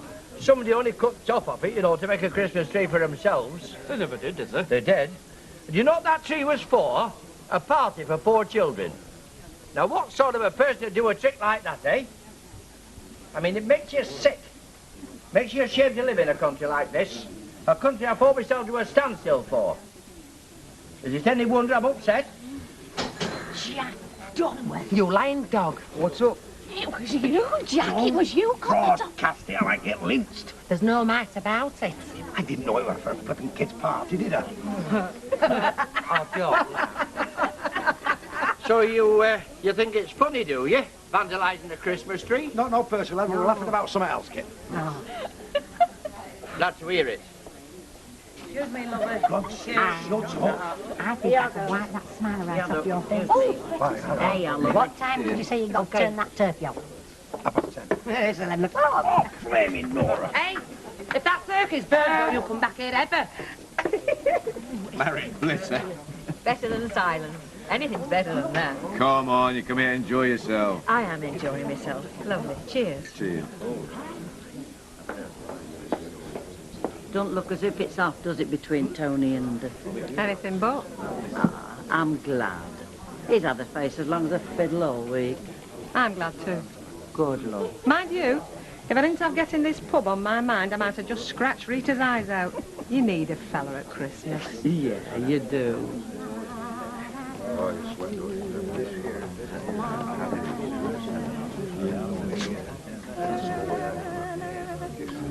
Don't keep it to yourself, Hilda. Let's all hear it. Silence night, holy night, all is calm, all is bright, round young virgin night. So, you can sing. done to a turn. Well, I think you should definitely go to midnight mass with me, Jack Duckworth, if only to thank him for saving your baby. Come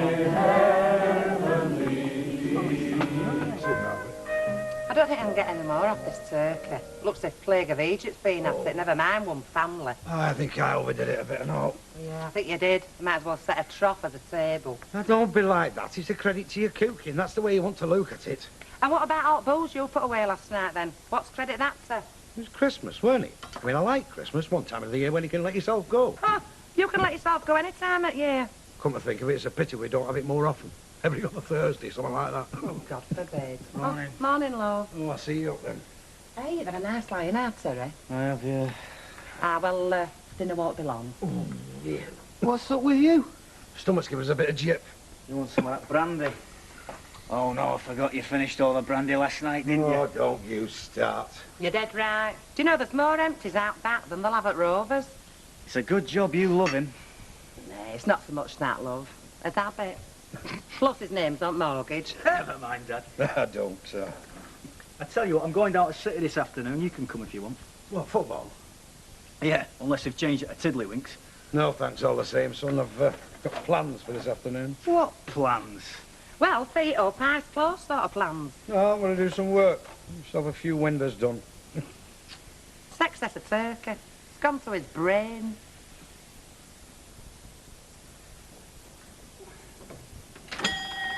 Hello. Oh, just been telling myself I was wasting my time because you wouldn't be open.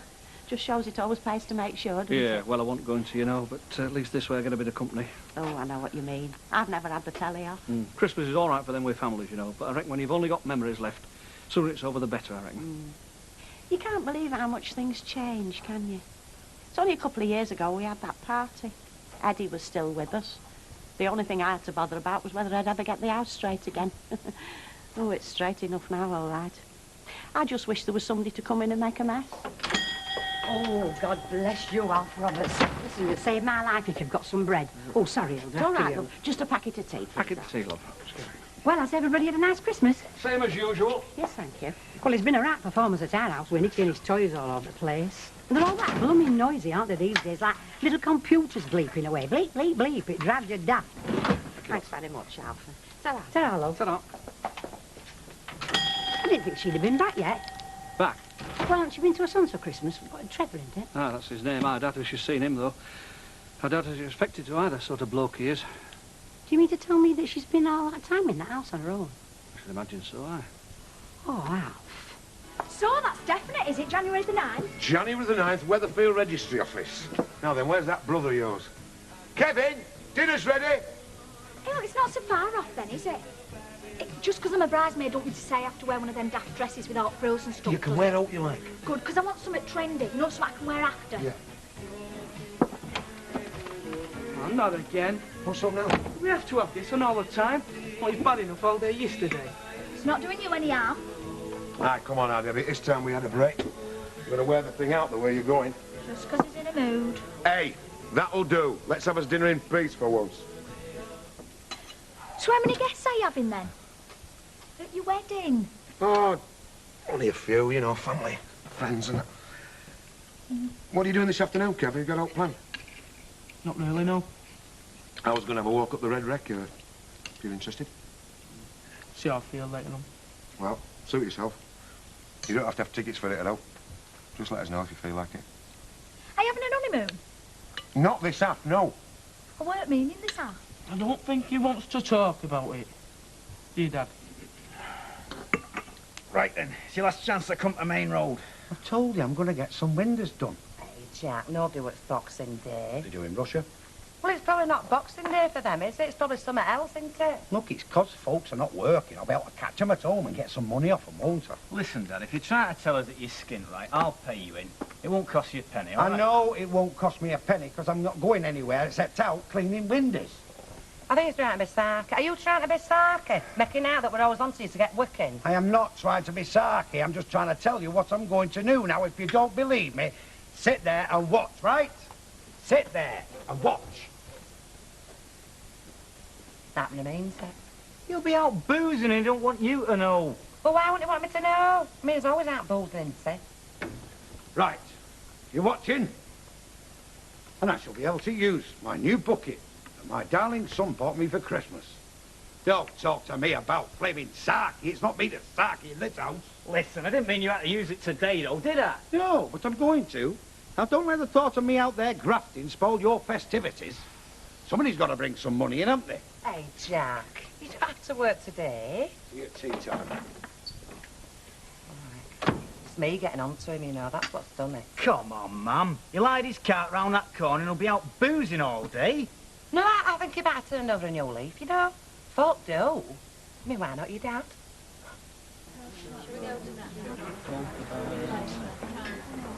Compliments of the season. Thank you. Same to you. Can I have the pint of bitter and a vodka and tonic? Of course you can.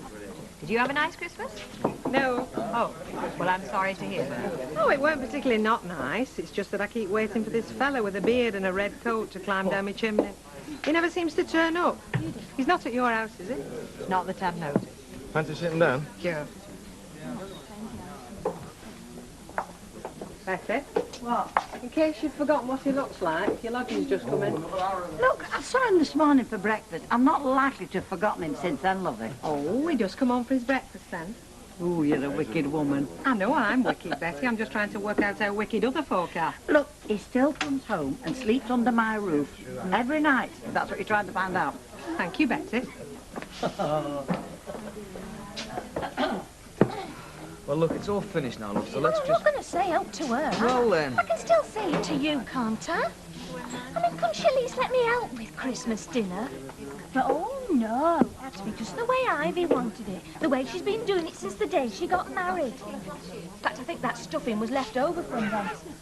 Let's picnic up and get some fresh air, eh? Yeah, all right. Had a nice Christmas? Lovely, thanks. Good. Oh, you're not going, are you? Yeah. We have paid. Yeah, only I thought I might get you to sign this. Did you know that Bet Lynch was applying to be manager here? Who hasn't? Yeah, right. That's why I want to make sure it's Bet, not that Mr. Lewis, for one. So I thought if we got a petition up and sent it to the brewery expressing our support for Bet, you never know, it might swing it for them. Can I do any harm? Oh, great, you mean your sign? Yeah, got a pen. Yeah, great. Do you want me as well? Oh, yes, please. I want as many as possible.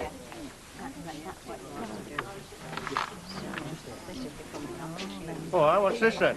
Oh, nothing that you'd be interested in. Well, why don't you let me be the judge of that? Oh, I didn't know you were interested in recipes. I'll ask Emily to pass it on to you. No, don't bother. Right, that's 35, love. Did you see Her Majesty then, Betty? When was that, lovey? Oh, yeah, yesterday. Oh, Christmas wouldn't be the same without the Queen, would it? Continuity, that's what she represents. It's one of the greatest assets this country has. Yeah, it is that. The first Christmas speech was in 1932. Fancy. George V.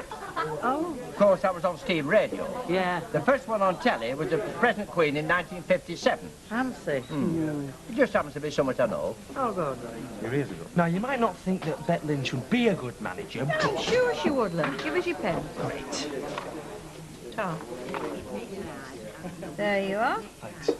Now, are you going to give Bet your support? Of course I am. She's never done me any harm, has she? Only because you'll never let her.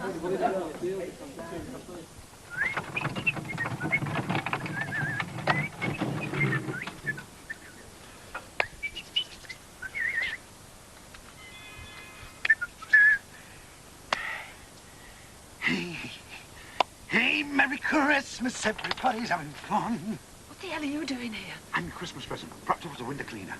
Not today, you're not now. Hey? What's all this, then? He says he's come to do windows. Windows. Yeah, windows. And don't they have a Boxing Day around your way? I just thought I'd catch folk in, like. Well, you have done. You've caught me in. And I'm her husband, in case you were wondering. Did you want your pocket filling up, love? Yes. Thank you. Right, let's get this straight. You've come round here on Boxing Day, especially to do this one house. Oh, no. I'm doing all the street, both sides, like. And why start on us? Well, it's my method. It breaks the monotony. Does it? Jack Dulworth has you, is it? Yeah, haven't had the pleasure. No, you're not going to be having it either. There. Get inside. Well then, Jack Duckworth. You see that window? Yeah. We'll start on that one and make it nice and clean. And from where I'm sat watching telly, I could be watching you.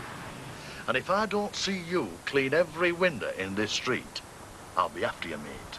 And when I find you, it'll be the saddest day of your life. Well, I'll do 'em, I'll do 'em. You'd be a fool not to.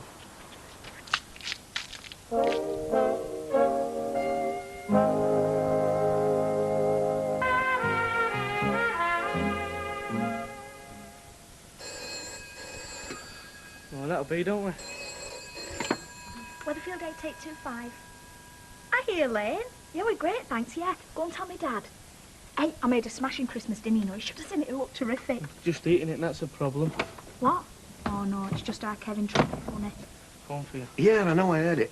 Do you fancy going for that walk after? Oh, I've a few things I want to do. Okay, suit yourself. Yeah. Yeah, he's here now. Hey, it were worried sick, you know, that you weren't going to... Come on. Hiya. Cool, not half as much as I'm missing you. Hey, I forgot to ask her what she thought of my present. Ask her what she thought of my present. There's a young lady here who wants to know what you thought about her Christmas present. She says it was smashing, thanks very much. Oh, well, tell her thanks for mine, and tell her it's... You can tell her yourself in a few days if you just hang on. Now, why don't you just go and, you know, be somewhere else for a bit? What? Of course it's the right way to talk to your kids, especially when you can't get rid of one of them. All right, I can take an hint. Bye, Elaine. Now then, how's things with you, love? All right. You're not going out, are you, just because Elaine rang? You look that stupid. I don't know. The way you've been acting, I'd say you were stupid enough for out.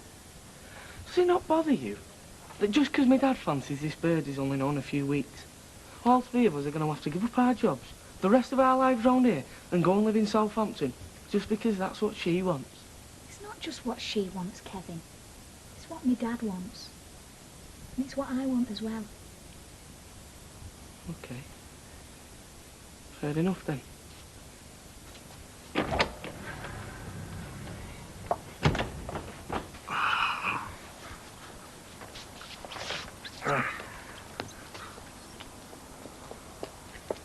You've got me in some bother, you have. Oh, how were I to know? You said it was stuck on a flaming oil rig. Well, you were till Christmas Eve. They do have helicopters, you know. Anyhow, I'm just going down to the off licence. And you'll carry on working if you know what's good for you. Oh, will I?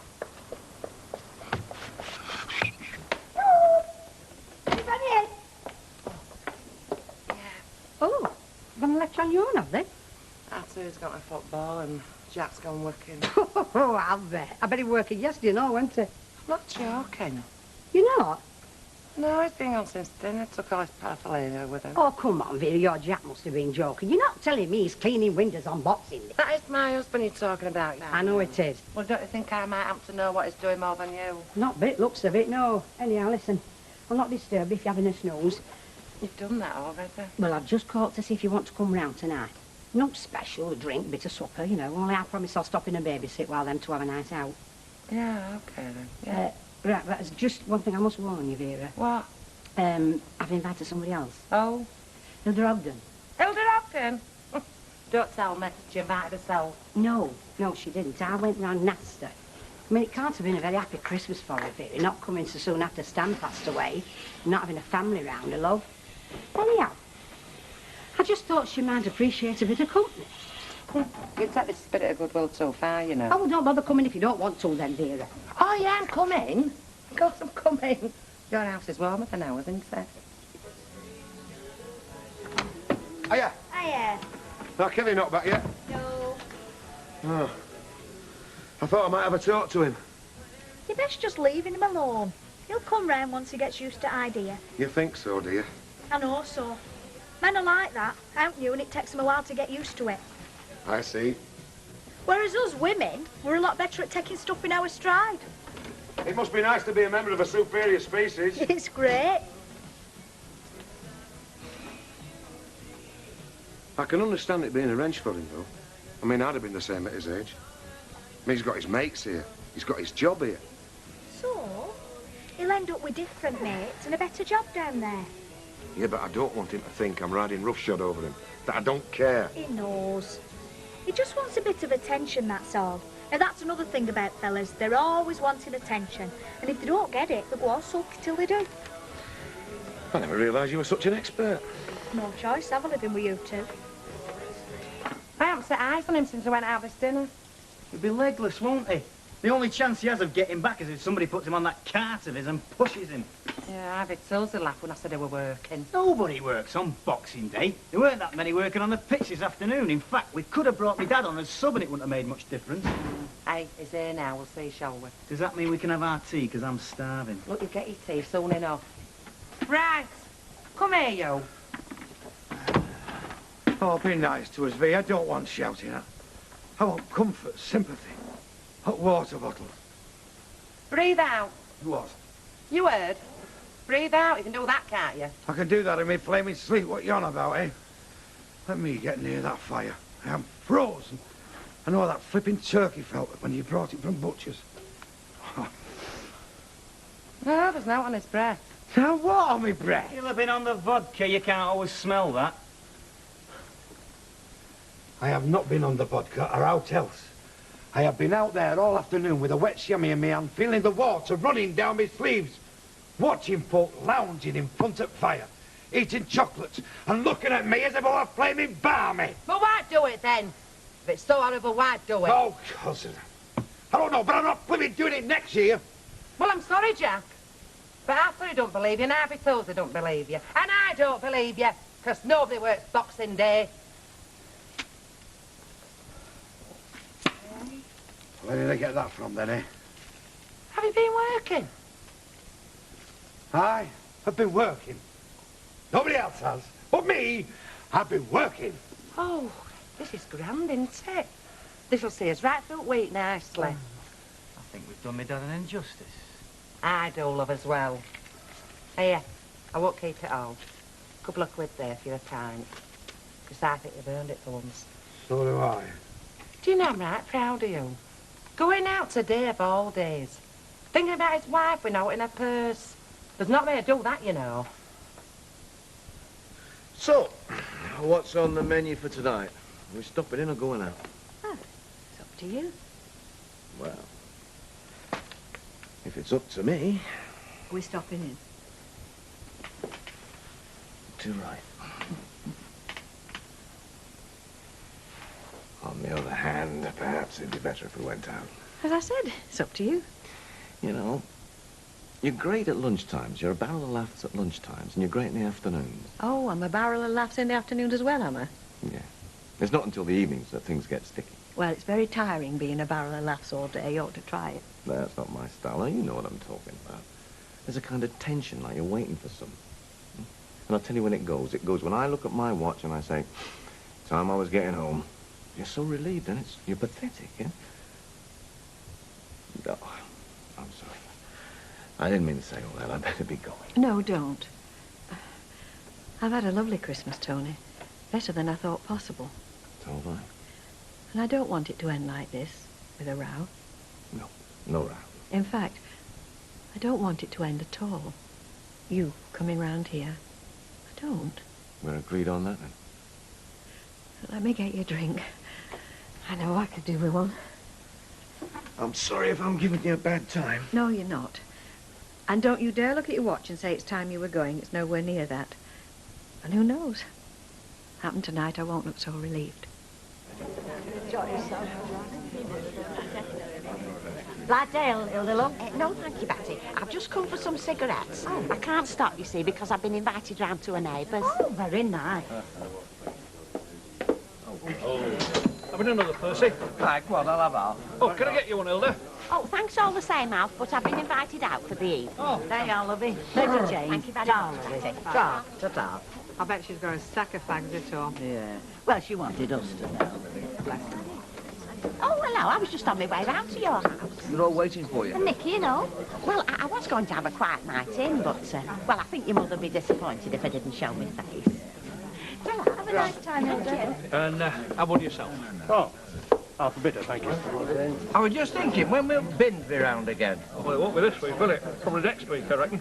For which time, folk will be taking the trimmings down. I dare say, aye. I think I'll just have a little stroll around then, see if there's any Christmas trees being chucked out that might have come off the top of the one I've got down at Community Centre. Yeah, Percy, you're not bothered about a quiet life, are you? All that's necessary for the triumph of evil is for good men to do now. Yeah, whoever said that? Burke. Pardon? Edmund Burke. Oh, yeah. Well, whoever said it, he can't have been thinking about Christmas tree, can he? Pint a bit of Gordon, please. Oh, so that's what you've got to, is it? I was going to send a search party out for you. What have you been doing with yourself all day? Can't you guess? How do you mean, can't I guess? Been looking for digs. You've been what? You'll be wanting to sell the house, won't you? I've got to have somewhere to live. You've got somewhere to live in Southampton with the rest of us. I don't want to go. I've told you, Dad, I don't want to go. Why not? Excuse me, just going to the toilet. Just tell me, why not?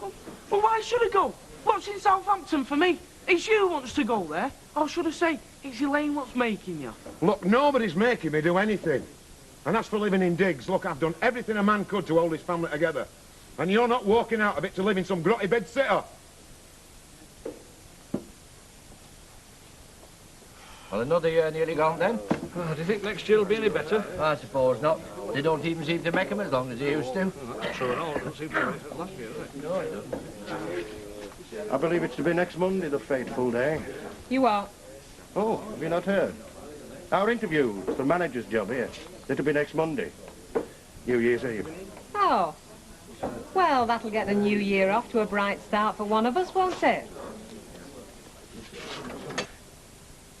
Look, Rita, I think it's great you're wanting us to be friends, but that's all it's going to be, isn't it? Isn't it? I have tried. I just can't seem to make it happen. No, I know you can't. You know, I thought there was something funny about this room. Now I know what it is. No photographs. Because you've hidden them.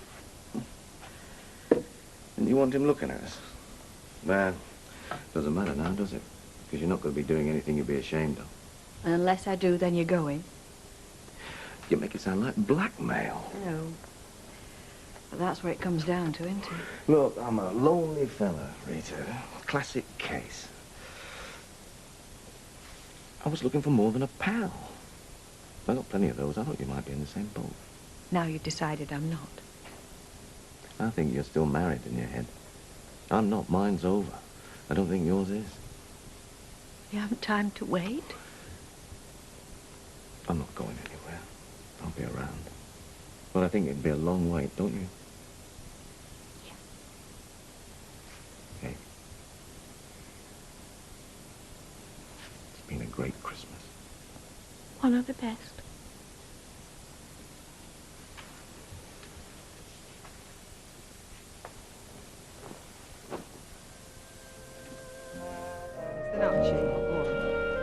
Yeah, well, actually, I think that it's snaggy, you see.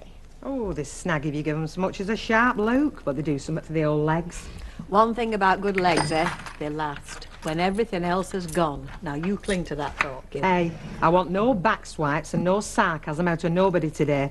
I need building up. I need all my confidence. Well, you shouldn't have come in here, then. All she can do is demolish your confidence. She practices on me, you know, but I think her skill is waning. Give over. Why today, particularly? I've got my interview at brewery. You're really having a go for that, are you? I didn't think you were serious about it. Why shouldn't I be? Aye, why not? Good luck to you, kid. Only you don't think I've got a cat in hell's chance, do you? Listen, it doesn't matter what I think. It's not up to me. Aye, I know, you're right, though. Every so often I think to myself, Lynch, you must have left your brains on a low light or something, because you've not got a snowballs. I know. Well, you're having a go all the same. Good for you. Well, I look at Captain Bligh. I call him Captain Bligh, you know, Lewis, and I think, if he can run a pub, I can run a pub. Because there's nought to him, really, except a case of the big I am. And when I think about it, maybe that's not such a bad disease to have. But you've no training. No training. No training? I was pulling pints before I was legally old enough to sup 'em, and I've been doing it ever since. I have given myself body and soul to the public house trade. There's not a lot I don't know about pubs, and there's not much I don't know about customers either. No training? Can you spare Mavis for the rest of the day? Because if you go on talking like that, Mavis, I'm going to go in there this afternoon and eat 'em alive. Well, who's a big boy then, eh? And how old are you today? Tell your Auntie Hilda. How old are you? What does it say on your cards? 3. It doesn't. You're 4. 4. Well, now, there's a little present for a big boy. Oh, hey, what do you say? Open it up. Let me get the paper off. Look, see? Hey, Hilda, you shouldn't. The dear, though. Oh, go on. Who have I got to spend my money on? What is it, eh? Look, on your back. Yeah. What, look, there's some batteries in. It has. Do you want to do it? Oh, hello, Hilda. I only popped in for a minute. Look what Hilda's given Nicky. Oh, hey, isn't that lovely, George, eh? Yeah. Well, I just seen it in the cabin, you know, and I remembered if there was one thing our Trevor set his heart on, it was a fire engine, so I thought of your Nicky, and, well, with his birthday being so near Christmas, they don't always do so well for presents, do they? Hold on a minute. Nobody forgets his birthday around here, not while his grandma's alive and kicking her love. Oh, no, I wasn't saying that. Well, I better dash. Say goodbye to your Auntie Hilda. Say bye-bye. Bye-bye. Thank you. Oh, that's all right, love. It was very nice of you. Never mind. Bye-bye, love. Oh. Oh, so it's Auntie Hilda now, is it? God help her, she's got no one, has she? Yeah, well, just as long as she don't spoil him. You should talk. But I'm entitled, I'm his nana. Aren't I, love? What are you doing? Fixing this. That's my hairdryer. No, I'm fixing it for you. Yeah, but there's nothing wrong with it. It makes a terrible noise. It's always done that. I know, 'cause there's something wrong with it. Well, at least it works. Or it used to. Have some faith, will you? Look at this, it's pulled my hairdryer to bits. I'm putting it back together. Well, do that, will you? And clear some space, because I want to do my accounts. Plenty of room. No, I want everything cleared up and made tidy like, because with any luck, Elaine will be back today. And I want the place to be a nice welcome for her, so just lend a hand, eh? All right. Look, Kevin, all I'm asking is that you do your bit and help to make the place a bit tidy. Is that too much to ask? Why? 'Cause Elaine's coming. Wonderful Elaine's coming, so we've all got to run round in little circles. No, we don't. All we have to do is make the place nice, Why? all right? Are we not good enough the way we are? Kevin, there's always room for improvement, you know, if you're willing to make the effort. And I wish you would. Now, look, I'm going down the yard now to pick up some stuff. When I come back, I'd like to see some progress. I wish you would and all, Kev. Do you? Yes, I do. The way you go on, anybody'd think Elaine was awful. And she's smashing, she really is nice. Oh, yeah. Too nice to live round here, so we've all got to go to Southampton where it's so nice. You just won't make the effort, will you? Why should I? 'Cause I happen to think it's nice living round here, where I've my job, my mates, my girlfriend. What girlfriend? Never you mind. Just remember, I'm not going to be an hairdresser. It's me what's going to kick everything in the touch, which is making just more than an effort. And when you've put that back together, you can test it and all. Because I'm not switching it on. I'll be going early, Betty, the minute the rush has died. Right, Owen. I want time to get myself ready, you know. I suppose I better be nice. I mean, when you come back, you might be boss. Hey, wish us luck. You wouldn't mind if I was, would you? I don't know, lovey. I mean, I might. I might not. Go on, it won't make no difference to you. How long have me and you been mates here? Ah, well, that's what I was thinking. I mean, I might not be able to adjust as easy as that, you see. I mean, if you're going to be boss, you've got to be the boss. You can't run with the hare and hunt with the hounds. All right, then. Don't wish me luck. Oh, don't be so daft, course I wish you luck. All the best, man. What for? Oh, I've got an interview this afternoon for a job here. Interview, New Year's Eve? Well, it seems they've had a lot of applications. They've had to fit them in. Oh, not fitting me in, not a dicky bird. Well, they're probably doing them in alphabetical order, you know, Lynch, Lewis. Well, that's a great comfort, isn't it, seeing as my name begins with D. Give us a So it please, does. Betty. Okay, Doc. Hey, I'm going to get on to them about this, you know. Giving interviews to the birds like you. And they haven't even wrote back to me, a man. I'm going to take this up with them. And I thought you were supposed to be Kelly, and they hadn't even wrote back to me. It's last flipping time I come to a reference from you. Time's your interview. 4 o'clock, why? You could give us a lift then, couldn't you? Yeah, I suppose so. Very sporting of you. Any road, if you give us a lift, I won't have to leave Betty on a Todd for too long. Because if I go by bus, I'll have to knock off at least half an hour earlier. Yeah, all right. Be here at 3:30. If you think it's really worth your while. I'll be here. Where'd he get to? Didn't say, just out. He's hard work sometimes, that Kevin. Amazing, it works. Yeah, don't make that funny noise now, either. You know, there's a girl that comes into the cafe and she's got her hair like all pink and orange and all tufty. Big tufts at the front. Well, she's probably having it treated for ringworm and nits or something. No, she's not. It looks terrific. Hey, well, you can get that idea out of your head. You're not coming in here all pink and orange. I never said I was going to. But if I wanted to, why shouldn't I? Because I'm not having a daughter of mine running round with a pink and orange head. And round the back it's all to all purple. I'd be ashamed to own up to you. Well, you'd have to walk on the other side of the road. I bet it's a lot more up to date in Southampton than it is here. They probably won't think nothing of that in Southampton. Probably just ordinary to them. God, it's handwacky round here. What's 7/8? How would I know? Blimey, you only left school this year. Well, we didn't do all the advance, did we? I mean, they even cooked the dinners. 56. Take her in pub, you know, Bet Lynch. What about her? Well, she's got her hair in a big beehive. So? Is that any more ridiculous than dyeing it pink and orange? Get that, will you?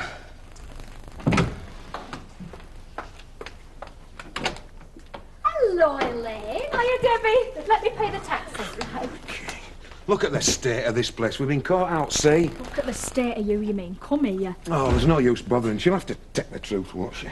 Anybody around here remember me? Whee! It's coming back to you then. I don't know, but it's nice just trying to remember.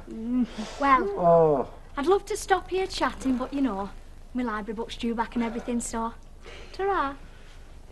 She's all right, that girl. Do you know she wants to dye her hair pink and orange? Suitor, probably. Oh, it's great to see you. I didn't expect you till late, if at all. How did it go down there? All right? Great! It's all coming together just like that. Everything all right here? Yeah, fine. Everything's fine. Name's Lewis, love. I'm here to see Mr. Newton. Are you applying for the Rover's return job? Yeah? Just take a seat, won't be long. Same here, love. The name's Lynch. Fine, take a seat. And it won't be Mr. Newton to see you, by the way. Miss Ridley's doing the interviewing. Did you say Miss Ridley, love? Yes.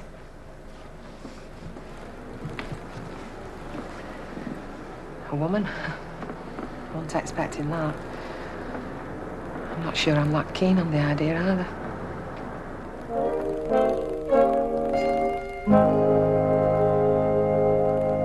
Please sit down, Miss Lynch. It is Miss Lynch. Yes. Yes, Miss Lynch. You don't go in for Ms. Pardon? Ms. Oh, I see what you mean. No, I think it's a load of rubbish, that. You don't, do you? Do you? And what would you say if I told you I did? Somebody once said to me, when you've put your foot in it, the best thing you can do is leave it there. Never go dancing round trying to extricate it. Do you often find yourself bringing that advice to bear? No, I usually don't. I'm usually fairly, diplomatic with people. Well, diplomacy is a quality we're looking for in a manager. Shall I go out and come back in and we'll start all over again? No. I must say, Miss Lynch, I was surprised to see your application here at all. What made you apply? Well, I think I can do the job. Without being big-headed, I know I can. Do you know, you're the first barmaid I can ever remember applying for a pub. I'm interested in what put the idea into your head. Well, I think as long as Mrs. Walker had been there, it never would have done. I'd have been happy being a barmaid forever.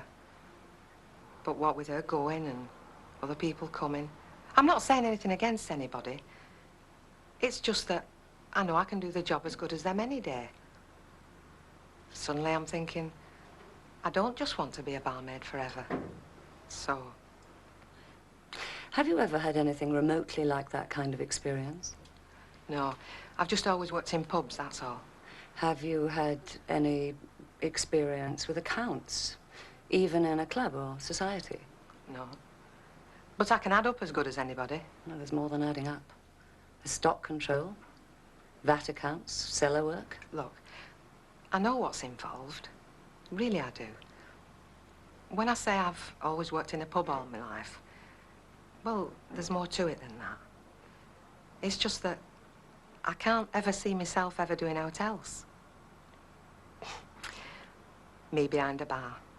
I'm in my element. I'm like Santa Claus in his grotto. It's true. I am, really. And I'll tell you something else that's true. If I'm behind a bar, well, I'm in charge of that pub. I am. Barmaid or no. I set the tone, I do. I can't help it. I've done relief for people, and customers have said to me, do you know it's a different pub with you here? No, you really will think I'm being big-headed. No. No, I want to hear you sell yourself. Now, if the Rover's Return were to be your grotto, what would you do with it? In the way of changing it, you mean? Well, it's not the most wicked establishment in the world. No, it isn't. But I reckon that the folk who drink there, that's the way they like it. You can change it all you like, but you'll not sell a lot more ale. And selling more of our product, Miss Lynch, is why we're in business. Yes, I know it is. But finding ways of selling more is very hard. Finding ways of selling less is very easy. I mean, a new landlord, he don't need to change out except the atmosphere. And the regulars will disappear in droves. We've all seen it. And if you were to take over the Rover's Return, you'd think they'd stay, do you? Maybe you best ask them. Well, maybe they've saved me the trouble. Sorry? Well, don't you know about this? I'm sorry, love, you've got me there. Well, it's a petition, I suppose you'd call it, from some of the regulars at the Rover's Return. Quite a lot of them. They've not. You didn't know about it? No idea. I wish they hadn't, that's all. And I'm not going to read all them names in case I find myself trying to work out who's not there. Well, they seem to want you to take over. I really am sorry, Miss Ridley. They should never have done that. Well, Miss Lynch, Newton and Ridley's is, as I think you know, a very conservative, with a small C, company in many ways. Whether it's ready for its first single lady manager, I don't know. But I'm very glad to have talked to you.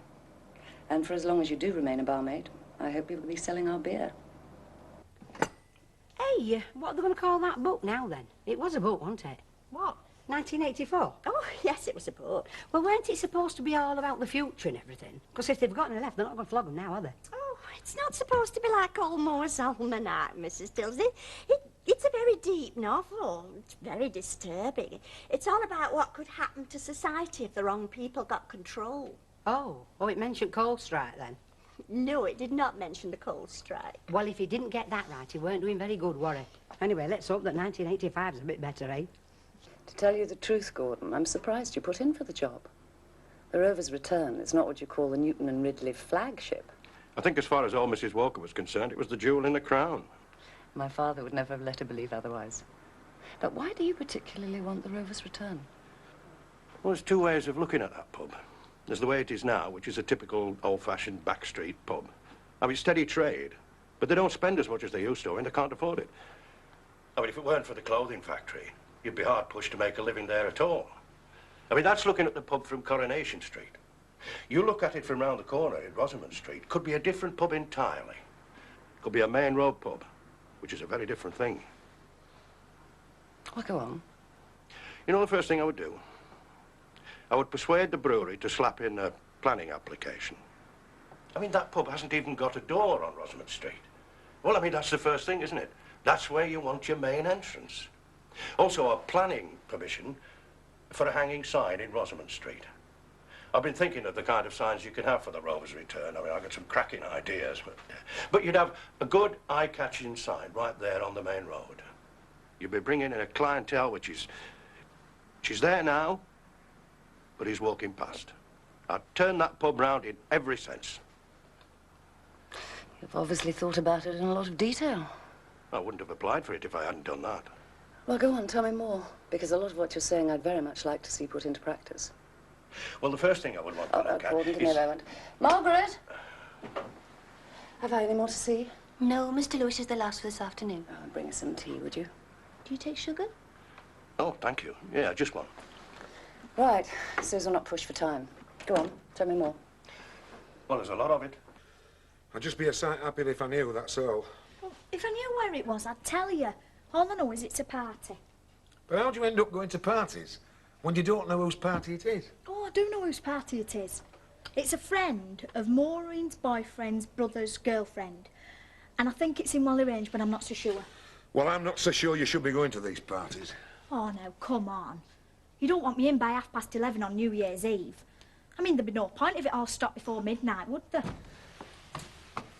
Anyway, you don't seem to bother what he does. He can stay with all he likes. No, he can't. Can we get all in Southampton? Because there'll be no one to say one way or the other, will there?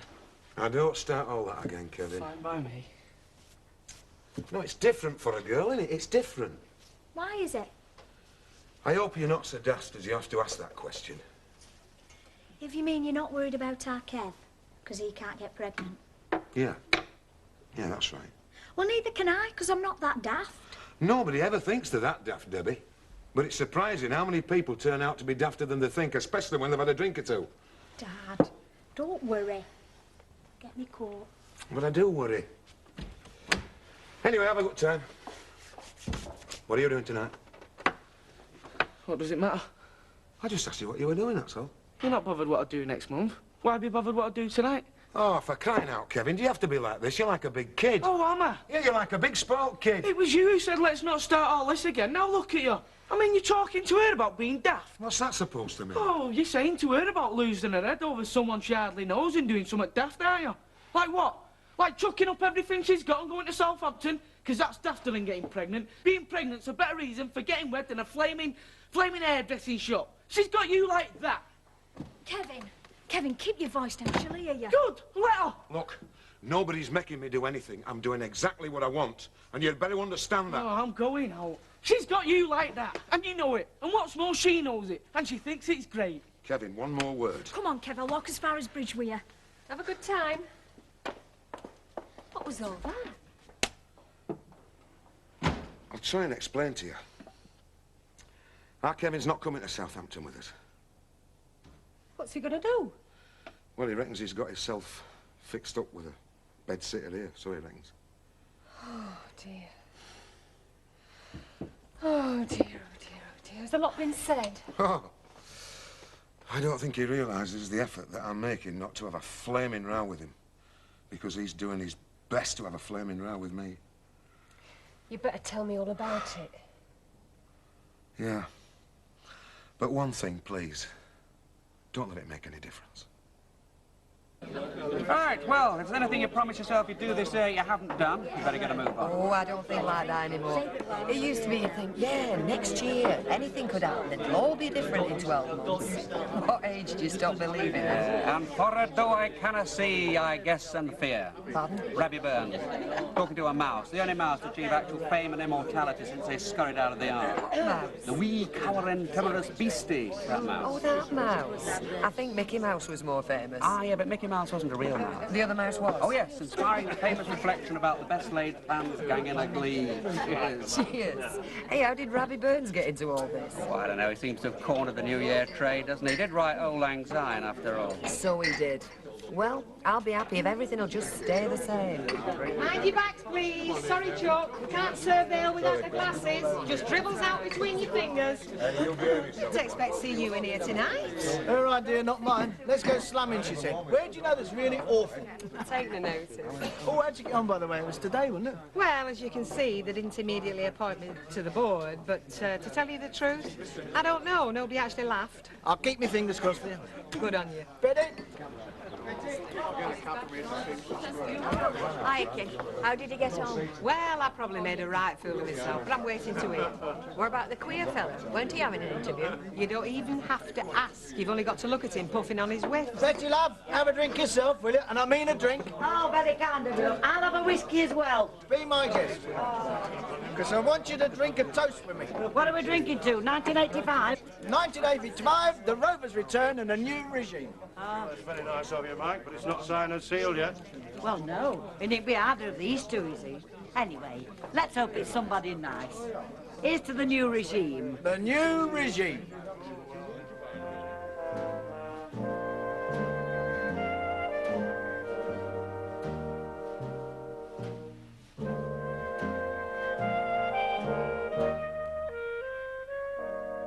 Who Do You Do brings a quick-fire burst of comedy in 30 minutes' time, but Robin is about to learn there's no smoke without fire. Next on Plus, in Robin's Nest.